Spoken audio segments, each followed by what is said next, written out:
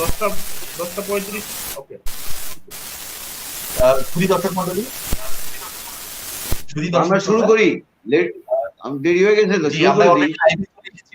হ্যাঁ, সবাইকে স্বাগত জানাচ্ছি। আসসালামু আলাইকুম। আমরা আজকে সবাই আজকে অস্ট্রেলিয়া সিরিজ গতকাল কি শেষ হয়েছে আমরা জানি। তো অস্ট্রেলিয়া সিরিজে বাংলাদেশ পরিষ্কার ব্যবধানে 4-1 ব্যবধানে জিতেছে, সিরিজ জয় নিশ্চিত করেছে গতকালকে।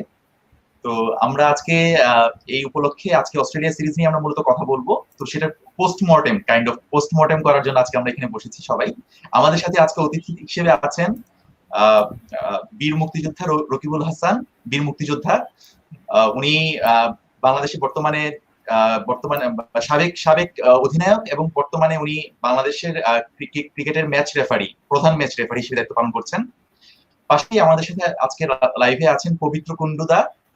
উনি সবাই আমার মনে হয় ওনার নাম সম্পর্কে জানেন, যারা সবসময় ক্রীড়া সাহিত্যের সাথে যুক্ত আছেন বা ক্রীড়া নিউজ গুলো আমরা যারা পড়ি স্পোর্টসের, তারা সেই সেই অঙ্গনে উনি খুব পরিচিত একজন মুখ। পবিত্র কুন্ডুদা এবং রকিবুল হাসান, আপনাদের দুজনকেই আমি স্বাগত জানাচ্ছি আমাদের অনুষ্ঠানে। পাশাপাশি আমাদের সাথে আছেন ফেরদৌস মোবারক, সাংবাদিক। আসসালামু আলাইকুম সবাইকে। ওয়ালাইকুম আসসালাম। তো আমি যেটা জানতে চাচ্ছিলাম, প্রথমে আমি রকিবুল হাসান ভাইয়ের কাছে যাই। আমি প্রথমে আপনার কাছে জানতে চাবো যে বাংলাদেশ গতকালকে আমরা জানি যে অস্ট্রেলিয়ার সাথে 4-1 ব্যবধানে সিরিজ জয় নিশ্চিত করেছে। তো এটা তো আমাদের প্রত্যাশাকে বলতে গেলে, আমরা যদি সিরিজের শুরুতে যদি বলতাম তাহলে কি এরকম একটা প্রত্যাশা কি আমাদের ছিল, বা নাকি প্রত্যাশাকে আমাদের ছাপিয়ে গেল একজন ক্রিকেটার হিসেবে, সাবেক ক্রিকেটার হিসেবে, এবং আপনার কাছ থেকে শুনতে চাচ্ছিলাম সাবেক অধিনায়ক হিসেবে বাংলাদেশ দলের। ধন্যবাদ শুভ, ধন্যবাদ সবাইকে। এবং আমি প্রথমেই, এটা আমাদের শোকের মাস, জাতীয় শোকের মাস। আমরা এই দিনে আমরা হারিয়েছি আমাদের জাতির পিতা বঙ্গবন্ধু শেখ মুজিবুর রহমান। তার পরিবার বর্গকে শাহাদাত বরণ করেছেন। তো আমি তাদের আত্মার মাগফিরাত কামনা করে এবং সকল মুক্তিযোদ্ধা যারা আত্মাহুতি দিয়েছেন এই বাংলাদেশের স্বাধীনতার যুদ্ধে, তাদের আত্মার প্রতি শ্রদ্ধা জানিয়ে আমি আমার শুভর সঙ্গে আজকের এই আড্ডায় আমার বক্তব্যটা আমি সামনে আনছি। শুভ বলেছ যে তুমি, যে আমরা কি ওরকম প্রত্যাশা করেছিলাম কিনা, যে 4-1 হবে কিনা। আজ থেকে 12 দিন আগে একটা অনুষ্ঠানে, একটা টিভি চ্যানেলে, আমি এটা কোনো ওই বট গাছের নিচে বসা কোনো সাধু সন্ন্যাসের মতন বলি নাই, অনেক অ্যানালাইসিস করে আমি এবং মোহাম্মদ আশরাফুলও বলেছিলাম। কিন্তু আমাদের প্রেডিকশন ছিল আলাদা আলাদা ভাবে 3-2 হবে সিরিজটা বাংলাদেশের পক্ষে। অনেক মূল্যায়ন করে ওয়েস্ট ইন্ডিজ, আমাদের জিম্বাবুয়ে সফর, হোমে শ্রীলঙ্কাকে হারিয়েছি আমরা, তারপরে আমরা অস্ট্রেলিয়ান টিমের যে শক্তিমত্তা এবং আমাদের যে একটা রিদম চলছে, প্রত্যেকটা প্লেয়ার ভালো খেলছে, বিশেষ করে বোলাররা, এবং মনোবল অনেক উচ্চ, সব মিলিয়ে আমরা বলেছিলাম 3-2, বাট হয়ে গেছে 4-1। মানে এটা 5-0 হইতে পারে। অনেস্টলি স্পিকিং, আমার মনে হয় আমার মতন এটা যে 4-1 হবে একদম শুরুতে অনেকেই হয়তো এটা কেউ চিন্তাই করেন যে অস্ট্রেলিয়ার বিরুদ্ধে এত বড় একটা ক্রিকেটের একটা পড়ার শক্তি। বাট ক্রিকেট আবার প্রমাণ করলো যে ক্রিকেটে শেষ কথা বলে কিছু নাই। আর যেহেতু এটা টি-20 খেলা, টি-20 হলো একটা 20 ওভারের একটা ওপেন, একটা উন্মুক্ত প্রতিযোগিতা। এই ধরনের খেলাতে যেটা হয় সেটা হলো যে অপেক্ষাকৃত কম শক্তিশালী দল ওই দিনে যে ম্যাচ জেতার তার সুযোগটা বেশি থাকে, কারণ এখানে 20 ওভারের একটা ঝঙ্কার। তো সেই দিক থেকে আমি মনে করি যে বাংলাদেশকে আমি প্রথম থেকে এগিয়ে রেখেছিলাম এবং এই প্রত্যাশা অবশ্যই করেছিলাম যে বাংলা সিরিজটা জিতবে, এত দাপটের সঙ্গে তারা জিতবে। এবং বিশেষ করে তারা লাস্ট ম্যাচটা তারা যে ব্যবধানে জিতলো, এটা তো অস্ট্রেলিয়ার জন্য একটা লজ্জাস্কর ব্যাপার হয়ে গেছে। আর যে তারা যে ধরনের টিম আনুক না কেন, তাদের quality of cricket is very high তাদের দেশে। এবং এখানেও তাদের বেশ কয়েকজন প্লেয়ার ছিল যারা ওখানে বিগ ব্যাশ খেলে এবং অস্ট্রেলিয়া টিমেও খেলে বিভিন্ন সময়। তো ফুল ক্রেডিট টু বাংলাদেশ ক্রিকেট এবং বাংলাদেশের ক্রিকেটের প্লেয়াররা বিশেষ করে। এবং একই সঙ্গে আমি এটাও বলবো, এই সুযোগে আমি আগে একটু বলে দিই যে আমাদের ক্রিকেট বোর্ডকে ধন্যবাদ দিতেই হবে, কারণ এই যে বায়োসিকিউর বাবল যেটা, এটা কিন্তু একটা বিশাল একটা একটা সমস্যার ব্যাপার হয়ে দাঁড়াচ্ছে। এবং এই প্রোটোকল যেটা আছে বাবলের, এই যে সিকিউরিটি প্রোটোকলটা আইসিসির একটা নির্ধারিত একটা সেট করা আছে যে কি কি থাকতে হবে কিভাবে। বাট আমরা দেখেছি অস্ট্রেলিয়া এখানে অনেক কিছু যোগ করেছে। অস্ট্রেলিয়া যে হোটেলে থাকতো ইন্টারকন্টিনেন্টাল আমরা কেউ জানতাম না। ইভেন আমাদের ম্যাচ রেফারি যে ছিল বা আম্পায়ারও জানতো না ওরা কোন কোন কোন হোটেলে ওরা, এবং ওরা লিফটে যখন নামতো তখন ওই উইঙ্গে আমাদের আম্পায়ারও নামতে পারতো না, ওরা নেমে যাওয়ার পরে তাদের বল বাইরে গেলে আমরা দেখেছি যে নতুন বল দিতে হবে। আমাদের প্লেয়াররা লাঞ্চ খেতে পারবে না, প্যাকেট লাঞ্চ নিয়ে যেতে হবে। কিন্তু স্টেডিয়ামে আমরা সবাই জানি একটা ড্রেসিং রুম থেকে আরেকটা ড্রেসিং রুম বহুত দূরে, কেটাররা আসতে পারবে না। আমি আমি অবাকই হয়েছি, কারণ এত কিছু কেন? তারপরে মাঠে প্লেয়ারদের জন্য ড্রিঙ্ক কিনে ড্রিঙ্কসের সঙ্গে চকলেট যেতে পারবে না বা কোনো কলাও যেতে পারবে না, এটা নিয়ে যাওয়া হয়। Energy staff. তো এর এগুলি তারা হয়তো চিন্তা করেছে। এবং যেহেতু বাংলাদেশে এখন করোনার অবস্থাটা খুব একটা ভালো না, আর প্রত্যেকের জীবন তো তার কাছে মূল্যবান, তারা কিন্তু একটা করোনার ডাক্তার সঙ্গে নিয়ে আসছে, 2টা ডাক্তার আসছে, অনেক লোকজন তারা নিয়ে আসছে এখানে, এবং প্রত্যেক 2 দিন পর পর টেস্ট করতে হয়। আমাদেরও টেস্ট করতে হয়েছে 3 দিন পর। তো সবকিছুর মূল্যায়নে এবং বাবল আজকে যে করোনা পরিস্থিতি, এটা কিন্তু প্লেয়ারদের মানসিক ভাবে কিছুটা চাপে রেখেছে। এক তো প্রতিপক্ষের সঙ্গে খেলার যে চাপ, তারপরে যে চাপটা হলো সেটা হলো এই করোনার চাপ এখানে। আমাদের প্লেয়াররা কিন্তু সেটা খুব সুন্দরভাবে উতরে গেছে। ওরাও হয়তো সবকিছু মেনে চলেছে, বাট কোয়ালিটির দিক থেকে খেলার পারফরমেন্সে মাঠে তারা আমি মনে করি মোটেও দাঁড়াতে পারে। হোল সিরিজকে যদি আমি মোটা আগে বলি, আমি বলবো ইটস এ ক্লিন সুইপ, এবং এটা একেবারে Australia was totally outplayed by Bangladesh. আপাতত এটা বলি শেষ করছি। তবে প্রত্যাশা এত 4 ব্যবধান আমার ছিল না, আমার ছিল 3-2 ব্যবধানে জিতবো।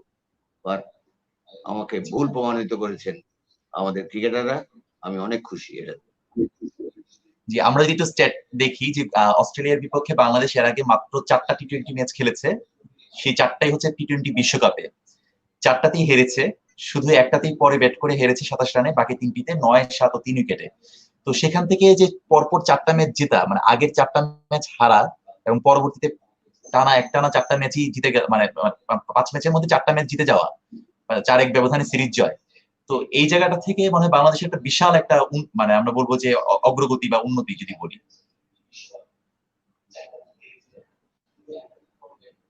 তো আমি আমি একটু পবিত্রতার কাছে এবার একটু আসতে যাচ্ছিলাম। দাদা, আপনার যদি একটু আপনার মতামতটা যদি একটু শুনি আমরা, তাহলে এই ব্যাপারে যে বাংলাদেশের 4-1 ব্যবধানে এটাকে আমাদের প্রত্যাশা কতটুকু ছাপিয়ে গেল। আমি বলি আগস্ট মাস, এই মাসে আমরা হারিয়েছি। দাদা, আপনি কি আমাকে শুনতে পাচ্ছেন?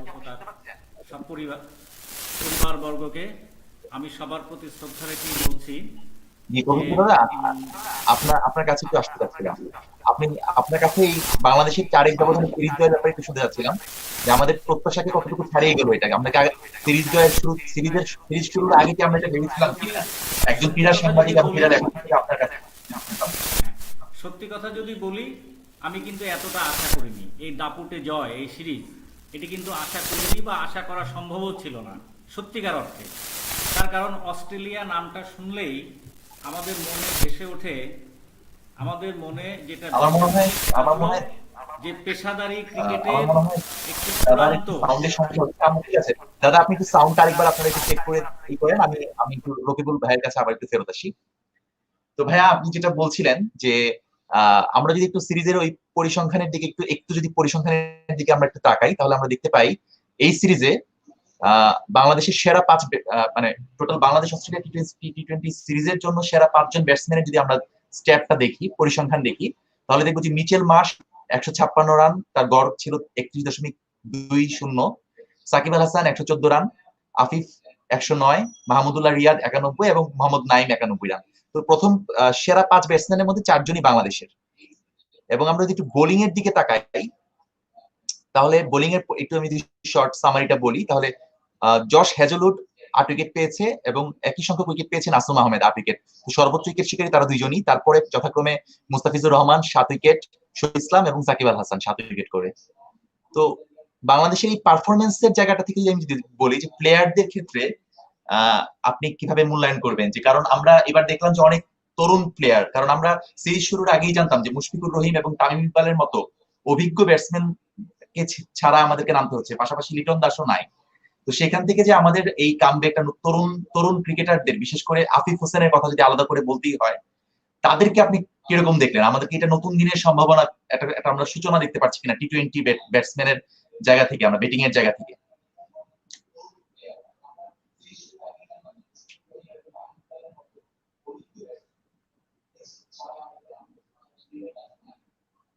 কে বলবে? জি জি ভাই, আপনার কাছে রকিবুল ভাই, আপনার কাছে আমি জানতে চাচ্ছিলাম। ও আচ্ছা, ধন্যবাদ আপনাকে।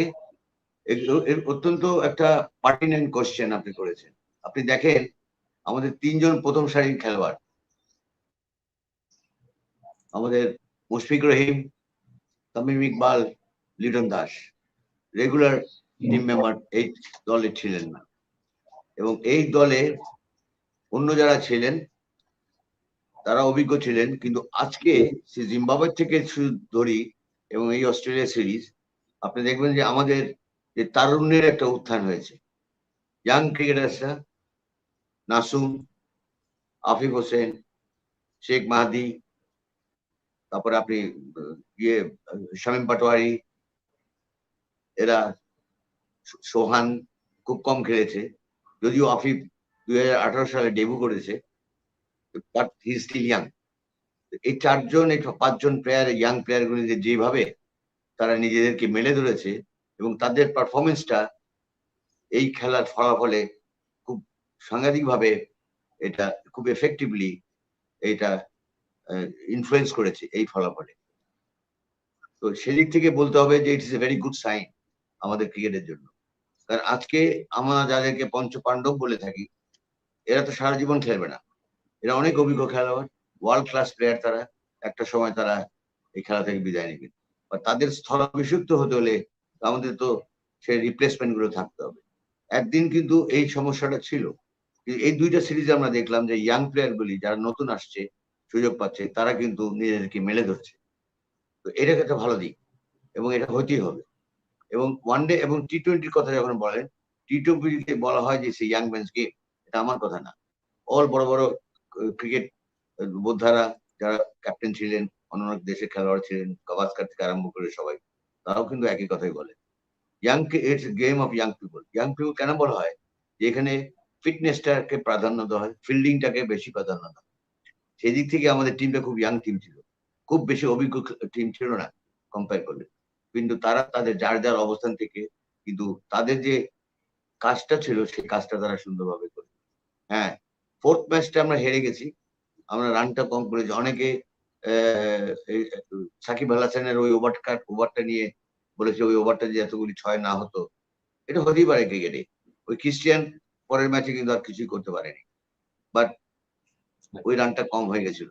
ওইখানে যে ওই রানটা না হয়, তার আগে ব্যাটিংও আমরা কিন্তু রান কম করেছি। এবং দুর্ভাগ্যজনক হলো সত্য, যেটাকে আমি খুব বিনয়ের সঙ্গে আমি এটাকে একটু সমালোচনা করতে চাই, আমরা কি কিছুটা শাক দিয়ে মাছ ঢাকছি কিনা। অর্থাৎ ইয়েস, সব দেশ এই অ্যাডভান্টেজটা নিবে, আমরাও নিব, খুবই স্বাভাবিক উইকেটের কন্ডিশন। কিন্তু দেখেন একটা টি-20 ম্যাচ 130 রান হলে ম্যাচ জিতে যায়, 120 রান হলে ম্যাচ জিতে যায়, 110 রান করেও আর একটা টিম জিততে তার অবস্থা কাহিল হয়ে যায়। তো এটা দেখার জন্য দর্শকরা তো টিভিতে বা মাঠে তো আসেই না, এটা দেখতে চায় না। তো এটার কারণটা হলো যে উইকেটটা ছিল অ্যাবসলিউটলি স্লো অ্যান্ড লো। তো এই জন্য আমাদের যে স্পিনাররা খুব কোয়ালিটি স্পিনার, ওদেরও যে স্পিনার ভালো ছিল, জাম্পা ছিল, আগার ছিল, বাট তারা অতটা এফেক্টিভলি আমাদের ব্যাটসম্যানদের উপর প্রভাব ফেলতে পারে নাই। যতটা আমাদের বোলাররা এবং মোস্তাফিজের যে সাংঘাতিকভাবে ফিরে আসা, এবং আমার কাছে তো মনে হচ্ছে সেই আগের প্রথম মুস্তাফিজকে যে দেখেছিলাম, সেই কাটার মাস্টার এবং সেই পেস এবং সেই ফিটনেস, সেটা ফিরে পেয়েছি। একই সঙ্গে আমরা যদি দেখি যে তার যে আন্ডার স্টাডি, যদি আমি বলি শরীফুলকে, শরীফুল দেখেন খুব অল্প সময়ে, এবং সে দুটা টুর্নামেন্ট কিন্তু সে একই টিমে খেলেছে মোস্তাফিজের সঙ্গে।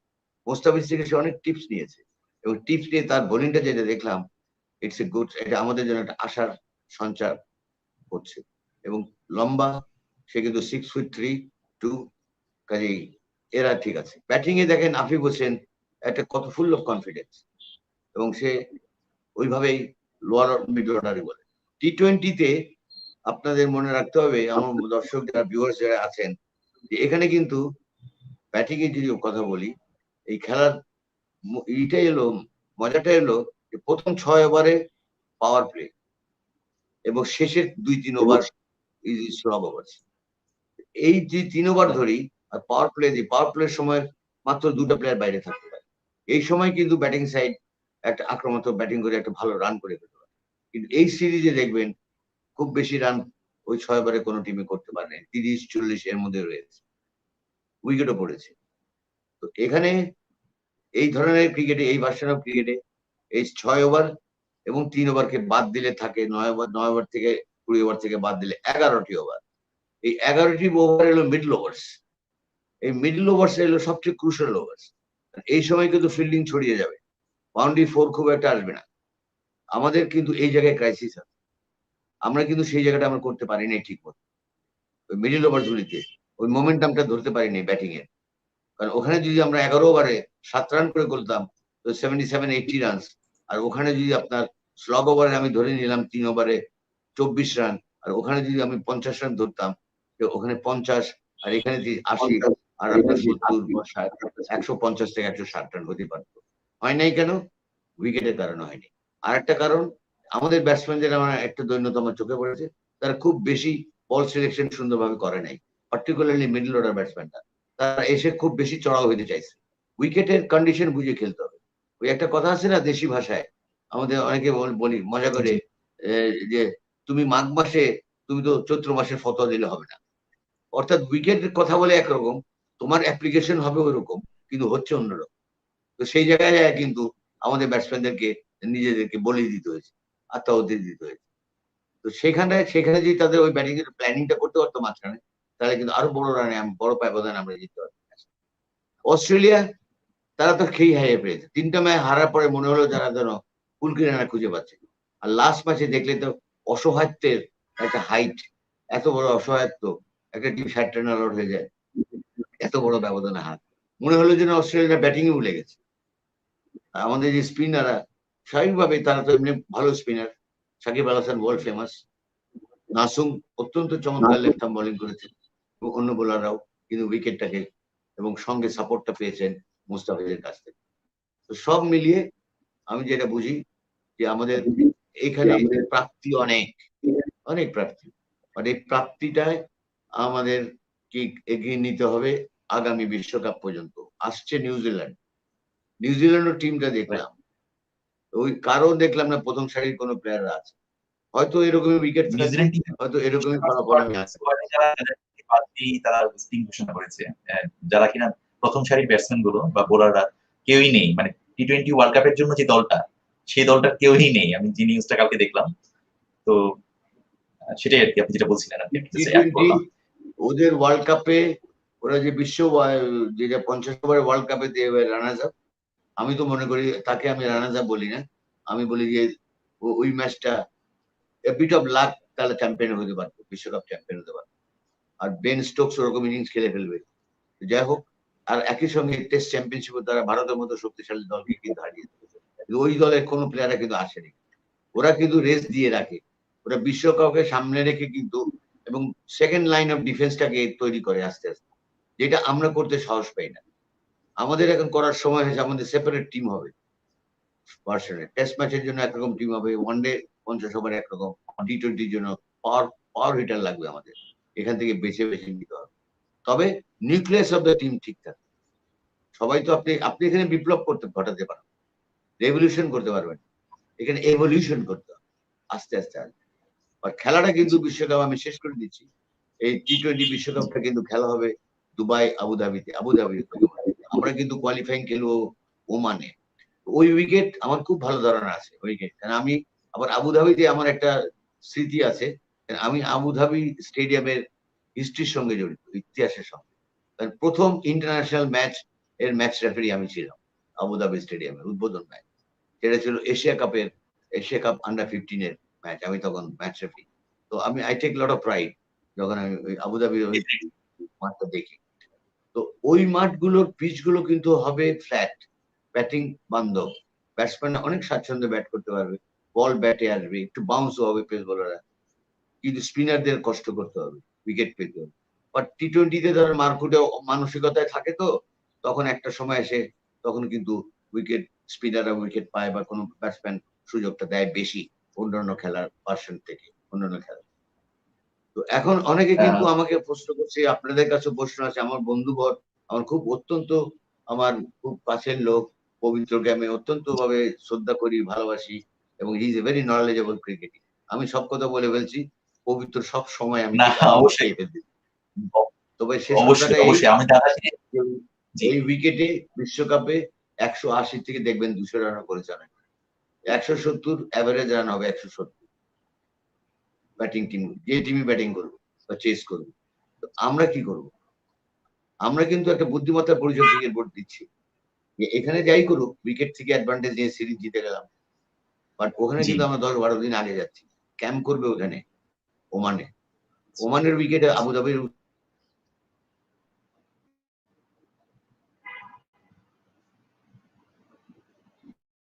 জি আইডিয়া হয়ে উইকেট ধন্যবাদ রবিউল ভাই। কন্ডিশন উইকেট সম্বন্ধে, এবং আমাদের বোলার বুঝে নেবেন যে তাদের কি কি করে এবং তাদের শক্তি দিয়ে যদি তারা খেলে, আমি খুব আশাবাদী যে তারা ভালো ক্রিকেট খেলতে পারবে এবং আমাদেরকেও আনন্দ দিতে পারবে। জি, অনেক ধন্যবাদ রবিউল ভাই, আপনি চমৎকার অ্যানালাইসিস করেছেন, বলেছেন। আমি এই ফাঁকে আমি পবিত্রতার কাছে আসবো, তার আগে আমি একটু গতকালকের ম্যাচের মানে এই সূত্র ধরেই, আমাদের আলোচনার সূত্র ধরেই, গতকালকের ম্যাচের পরে সাকিব আল হাসানের এই উইকেট কন্ডিশন এবং বিশ্বকাপ প্রস্তুতি নিয়ে কিছু একটা কথা ছিল, মানে উনি একটা ইন্টারভিউ দিয়েছিলেন, ওটা ছোট্ট একটা অংশ আমি একটু দেখাতে যাচ্ছি, দর্শকদের সাথে শেয়ার করতে যাচ্ছি, তারপর আমরা আবার পবিত্রতার কাছে ফেরত আসবো। অবশ্যই সন্তুষ্টি আছে, হয়তো আমরা আরও 10-15 রান করে প্রতি ম্যাচেই বেশি করতে পারতাম, একটা সময় ছিল যেখানে এটা সম্ভব ছিল, বাট সেটা বলার পরে আসলে উইকেটগুলো এতই ডিফিকাল্ট ছিল যে নতুন ব্যাটসম্যানের জন্য সবসময় ডিফিকাল্ট ছিল। সো আসলে খুব বেশি আসলে ব্যাটসম্যানদের নিয়ে বলার কিছু নাই, এবং একটা সিরিজ দিয়ে কাউকে জাজ করাটাও ঠিক হবে না, কারণ কন্ডিশন খুবই টাফ ছিল ব্যাটসম্যানদের জন্য। আর ওভারঅল বোলিং তো আমরা প্রতিটা ম্যাচেই খুব ভালো বোলিং করেছি। আমার কাছে মনে হয় পুরো 5টা ম্যাচই আমাদের বোলিংয়ের যে ধারাবাহিকতাটা ছিল, এটা যদি ধরে রাখতে পারি আমরা ওয়ার্ল্ড কাপ পর্যন্ত, আমাদের পক্ষে ভালো কিছু করা সম্ভব। স্কোর কার্ড দেখি হয়তো অত বেশি কনফিডেন্ট নাও মনে হতে পারে, বাট জিম্বাবুয়েতে সিরিজ জেতা, জিম্বাবুয়ের সাথে এখানে অস্ট্রেলিয়ার সাথে 4-1 সিরিজ জেতা, তারপর আমাদের নিউজিল্যান্ডের সাথে আছে, এগুলো আমাদেরকে অনেক কনফিডেন্স দিবে building up to the world cup. So আমার মনে হয় ভালো একটা প্রিপারেশনই হবে, যদিও ব্যাটসম্যানদের আন্ডারে হয়তো অত বেশি রান হবে না, যেহেতু আমরা স্লো লো টার্নিং উইকেটে খেলছি। শুনছিলাম সাকিবের ইন্টারভিউটা, যে এই সিরিজের প্রস্তুতিটা ব্যাটসম্যানদেরকে এই উইকেটে আসলে কত রান করলো সেটা দিয়ে আসলে জাজ করাটা ঠিক হবে না, উনি যেটা বলতে যাচ্ছিলেন। তো এই জায়গাটি পবিত্রতার কাছে একটু যদি আসি, বা আপনার একটু আনমিউট করে নিলে, আপনার সাউন্ডটা তখন সমস্যা ছিল, আমরা আরেকবার আপনার সাথে কানেক্ট হই। জি দাদা, আপনি একটু আনমিউট করেন।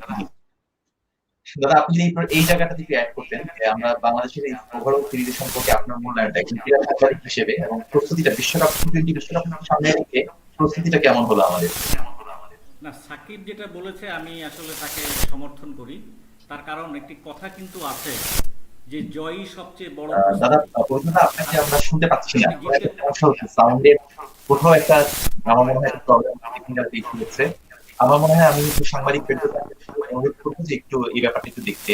আমরা আবার আপনার কাছে সাউন্ডে একটা প্রবলেম হচ্ছে সম্ভবত। আপনি আরেকবার আমাদের এখান থেকে বের হয়ে আপনি আরেকবার অ্যাড করতে পারেন, নতুন করে স্টুডিওতে ঢুকে দেখতে পারেন, তাহলে জিনিসটা ঠিক হতে পারে। ঠিক আছে, আমি একটু তাহলে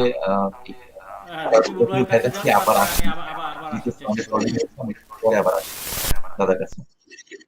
জি, রকিবুল ভাইয়া, আপনার কাছ থেকে তো আমরা চমৎকার অ্যানালাইসিস শুনছিলাম, আর আপনি কি কিছু অ্যাড করবেন? সাকিব যেটা বললো এক্স্যাক্টলি ওইটাই কি, যে আমরা আসলে এই উইকেট নিয়ে আপনিও যেটা বলছিলেন যে এই উইকেটে আমরা তো ডেফিনেটলি বিশ্বকাপে আমরা এই উইকেট পাবো না, ব্যাটিং উইকেট পাবো, তো এই উইকেটে আমরা অস্ট্রেলিয়ার সাথে জিতলাম, অস্ট্রেলিয়ার সাথে জিতে কি আমাদের জয়ের যে একটা আত্মবিশ্বাস গড়ে উঠলো, টিমের যে মরালটা, মোটিভেশনটা, এইটাই কি অনেক ইম্পর্টেন্ট কিনা, ছিল কিনা, রেদার দেন আপনার ব্যাটিং পিচে ভালো রান করে সিরিজ হারার চাইতে টার্নিং উইকেটে অস্ট্রেলিয়ার সাথে জিতা, এটা কি আমাদের জন্য বেশি দরকারি ছিল কিনা? এটা তো অবশ্যই বলার অপেক্ষা রাখে না। Every win is a win, এবং বলে না, একটা সুদিন আর একটা সুদিনের কাছে নিয়ে যায়। এবং একই সঙ্গে রাস্তা পাড়ি দিতে হলে যখন আপনি জিতবেন, যত বিক্রি আসবে, তত আপনার ভিতরে আস্থা যোগ হতে থাকবে। কনফিডেন্স, একটা কথা আছে, one success breeds another success. একটা সফলতা আর একটা সফলতার জন্ম দেবে, এবং সেই সফলতা, নতুন সফলতার জন্ম দিতে গেলে তার কিন্তু আস্থা লাগবে। তো এই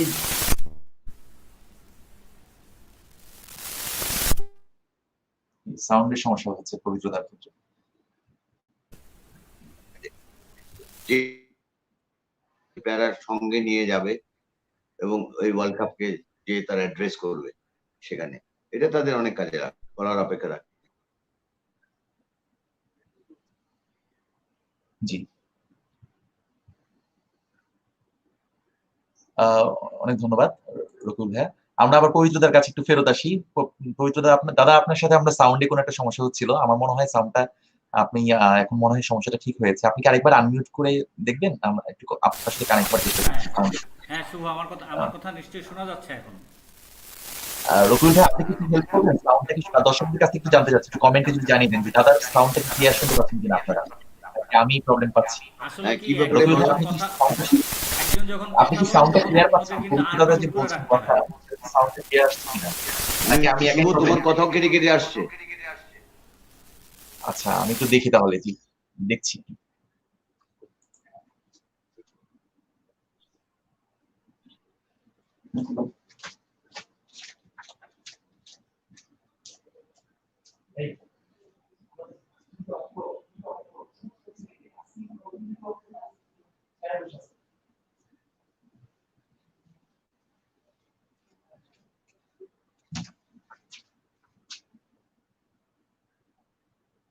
জি,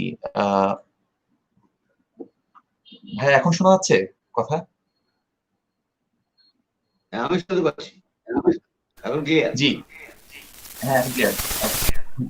মনে হয় তুমি সাউন্ডে একটা এখনো সমস্যা না। জায়গায় ফিক্স থাকো, বেশি নড়াচড়া করো না। জি, আমার মনে হচ্ছে হ্যাঁ, পবিত্র শুভ, দ্বারা একটু আমার প্রশ্নটা কথা সমস্যা কি হচ্ছে, শোনা মানে যাচ্ছে? সাউন্ডে একটু সমস্যা হচ্ছে। উনি কি আমার প্রশ্নটা শুনতে পাচ্ছেন হয়তো বা, কিন্তু আমি ওনাকে শুনতে পাচ্ছি না, এবং দর্শকরাও মনে হয় শুনতে পাচ্ছে না। রফিকুল ভাই, আপনি কি শুনতে পাচ্ছেন পবিত্র দাকে?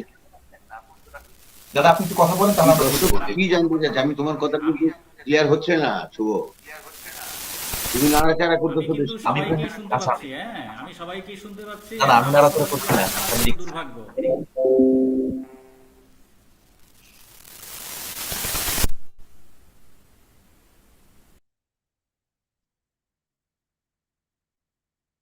প্রশ্নটা কি ছিল? জি, রফিকুল ভাই এখন শুনতে পাচ্ছেন আমাকে? কি জানতে হ্যাঁ, আপনি কি চাচ্ছিলে? এখন শুনতে পাচ্ছেন আমাকে? জি, আমি আসলে পবিত্রদার কাছে জানতে চাচ্ছিলাম, কিন্তু পবিত্রদার আসলে সমস্যা হচ্ছে, উনি ওনার নেটওয়ার্কে খুব প্রবলেম হচ্ছে, আজকে সাউন্ডে কোনো একটা সমস্যা হচ্ছে। আচ্ছা, আমি যেটা বলতে চাচ্ছিলাম যে রকুল ভাই, আমি আপনার কাছে যেটা জানতে চাইবো যে ওপেনিং যে পেয়ারটা, ওপেনিং পার্টনারশিপ নিয়ে অনেক কথা হয়েছে, বিশেষ করে সৌম্য সরকারের ব্যাপারে। আমরা জানি যে 4টা ম্যাচই উনি ব্যর্থ হয়েছেন, 5টা ম্যাচই বলতে গেলে। তো সেক্ষেত্রে আপনার অবজারভেশনটা কি, বা আপনার মূল্যায়নটা কি? মানে সৌম্য সরকারকে কি আমরা আরো আরো মানে দেখো, তাকে সুযোগ দেওয়া উচিত সামনে, নাকি আমরা আহ, সামনে যখন তামিম ইকবাল কিংবা লিটন দাস যখন ফিট হয়ে যাবে, তখন কি আমরা কাকে দেখতে পারি একাদশে তার বদলে?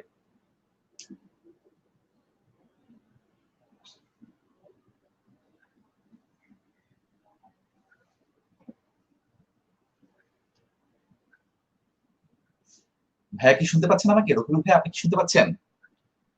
ফেরদৌস আঙ্কেল, আপনি একটু অ্যাড হবেন, আপনি একটু অ্যাড হন কাইন্ডলি। তুমি কিন্তু শুভ, তোমাকে বলতে হবে তুমি কার কাছ থেকে জানতে চাচ্ছ, এটা কার কাছ থেকে জানতে, আমি এটা আপনার তোমাকে বলে দিতে হবে, শেষ করেই বলে দিতে হবে।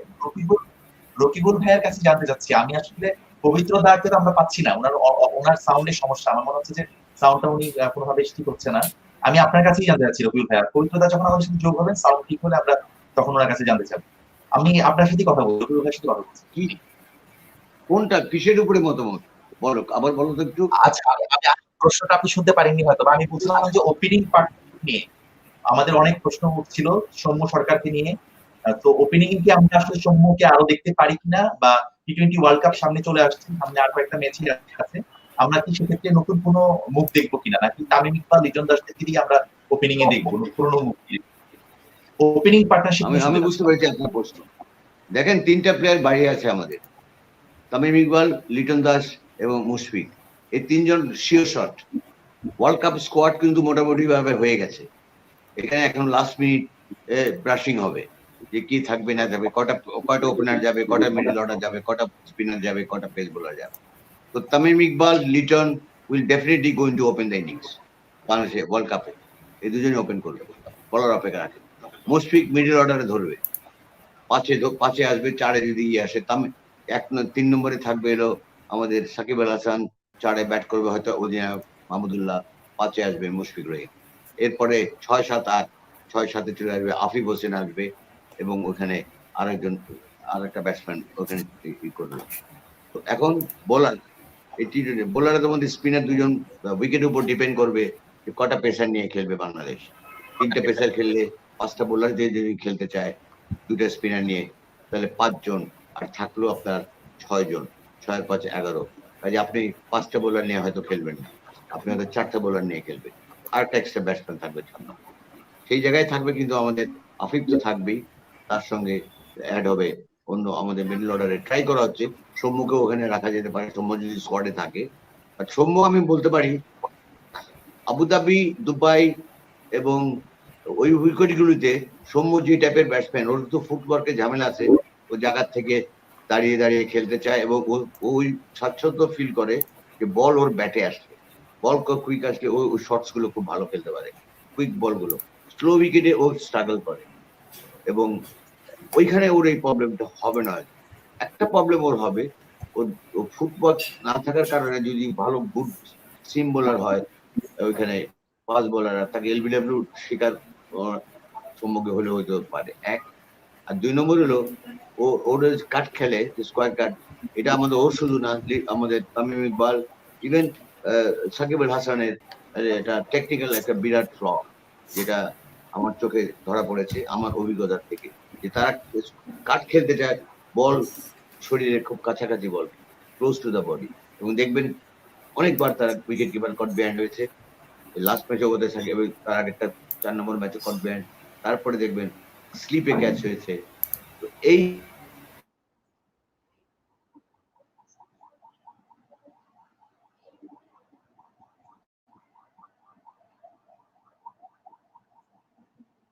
আমার মনে হয় রবিউল ভাইয়ের কানেকশন কোনো সমস্যা হচ্ছে মনে হয়, সাউন্ডের প্রবলেম আছে। আমি তাহলে একটু পবিত্র দাদার কাছে একটু আরেকবার ব্যাক করি। দাদা, আপনি কি একটু আনমিউট করে দেখবেন? আপনার সাউন্ডটা আমরা শুনতে পাচ্ছিলাম না, আগের বার সমস্যা হচ্ছিল। হ্যাঁ, এখন আমাকে কি এবার শোনা যাচ্ছে? এবার শোনা যাচ্ছে আমার কথা? এবার কি শোনা যায়? আমার এখনো সেই একই সমস্যা আমরা দেখতে পাচ্ছি। দাদা, তাহলে মনে হয় আপনার মনে হয় সম্ভবত ফোনটা, আমার মনে হয় রিস্টার্ট করে, নতুন করে ফোনটা অফ করে অন করে একদম আবার নতুন করে লিংকে যদি আপনি একটু আমাদের আসেন, তাহলে হয়তো আপনার সমস্যার সমাধান করতে পারি। কারণ আমরা অনেকবারই চেষ্টা করলাম। আমি আপনাকে অনুরোধ করবো যে ফোনটা একবার অফ করে দিয়ে নতুন করে রিস্টার্ট করে আপনি আমাদের লিংকে জয়েন করে যদি স্টুডিওতে আবার চলে আসেন, তাহলে হয়তো বা এই প্রবলেমটা সলভ হতে পারে। কারণ আজকে সাউন্ডের সমস্যাটা বারবারই হচ্ছে। ফেরদৌস আঙ্কেল যদি কিছু বলেন, কারণ রকিবুল ভাইয়া এবং দুজনেরই আসলে একটু টেকনিক্যাল সমস্যা হচ্ছে। একটু আপনার কাছে একটু শুনতে চাই যে কেমন দেখলেন খেলাগুলো, কেমন দেখলেন?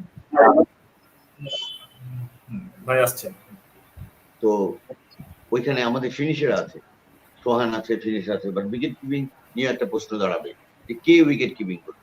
আপনি যখন দলের কথা বলছেন, রিটার্ন করবে নাকি মুশফিক করবে, আর যদি সোহান খেলে তো কে করবে? 3জনই যদি খেলে 3জনই উইকেট করবে। মানে আমার মনে হয় যে যেহেতু টি-20 খেলা, যারা ফিল্ডিং করবে মাঠে, they should be the best fielders. এবং লিটন আর মুশফিকের মধ্যে যদি কম্পেয়ার করি, Liton is a very much better fielder than Mushfiq. মুশফিকের আঙ্গুলে হাতে সমস্যা আছে। মুশফিক থেকে মিজান অনেক ভালো ফিল্ডিং করে, অফ ফিল্ডে, ক্রিকেট। সেক্ষেত্রে আমি এক্সপেক্ট করি যে মুশফিক রহিম হয়তো ফার্স্ট টিমের কিপিংটা করবে, উইকেট কিপিং। আর কিছু?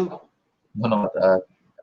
না, ভাইয়া আপনার কাছে এখানে আমি রাখি। আমি একটু কাছে আপনি থাকেন আমাদের সাথে, আমি একটু পবিত্র দাদার কাছে একটু ফেরত আসি। পবিত্র দাদা সমস্যা হচ্ছিল তার সাউন্ডের সাথে, আমরা শুরু থেকে তাকে পাচ্ছিলাম না সাউন্ডের ক্ষেত্রে।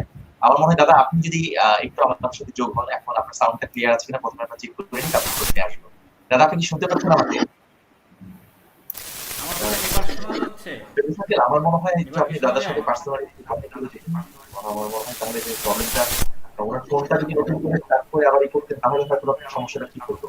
ওনার কোনো একটা সমস্যা হচ্ছে সাউন্ডে। হ্যাঁ, শুভ কি আমার কথা শোনা যায়? ফেরদৌস আঙ্কেল আপনি কি শুনতে পাচ্ছেন ওনাকে? শোনা যায়? শোনা যাচ্ছে, একটু কম বলেন। আমি একটু জোরে বলতে হবে, দাদা একটু জোরে বলেন, ফোনের কাছে একটু জোরে বলেন। হ্যাঁ, আমার কথা হলো, আমি বলি রকিবুল ভাই মানে এটা খুবই একটা মধুর একটি ব্যাপার যে রকিবুল ভাইকে আলোচক হিসেবে পাওয়া আর কি, সহ আলোচক। কারণ রকিবুল ভাই বাংলাদেশের জাতীয় ক্রিকেট দলের অধিনায়ক ছিলেন। উনি ক্রিকেটের এত ভালো বিশ্লেষক যে তার পাশে কথা বলতে গেলে আমার রীতিমতো আমি ভয় পাই যে আমি কি বলে ফেলবো। তো রকিবুল ভাই প্রায় সবকিছুই বলে ফেলেছেন, আমি আর কি বলবো। আমার কথা একটি, যেটি হলো যে কথায় বলে যে জয়ই হলো সবচেয়ে বড় প্রস্তুতি। আমরা যে অস্ট্রেলিয়াকে 4-1 ব্যবধানে হারালাম, এটি কিন্তু যতই বলেন এটি কিন্তু সিরিজ শুরুর আগে আমার মনে হয় বাংলাদেশের 90% মানুষ এটি কিন্তু বলতে পারতো না। আমি নিজেই কিন্তু বুঝতে পারিনি, আমি নিজেই ভাবতে পারি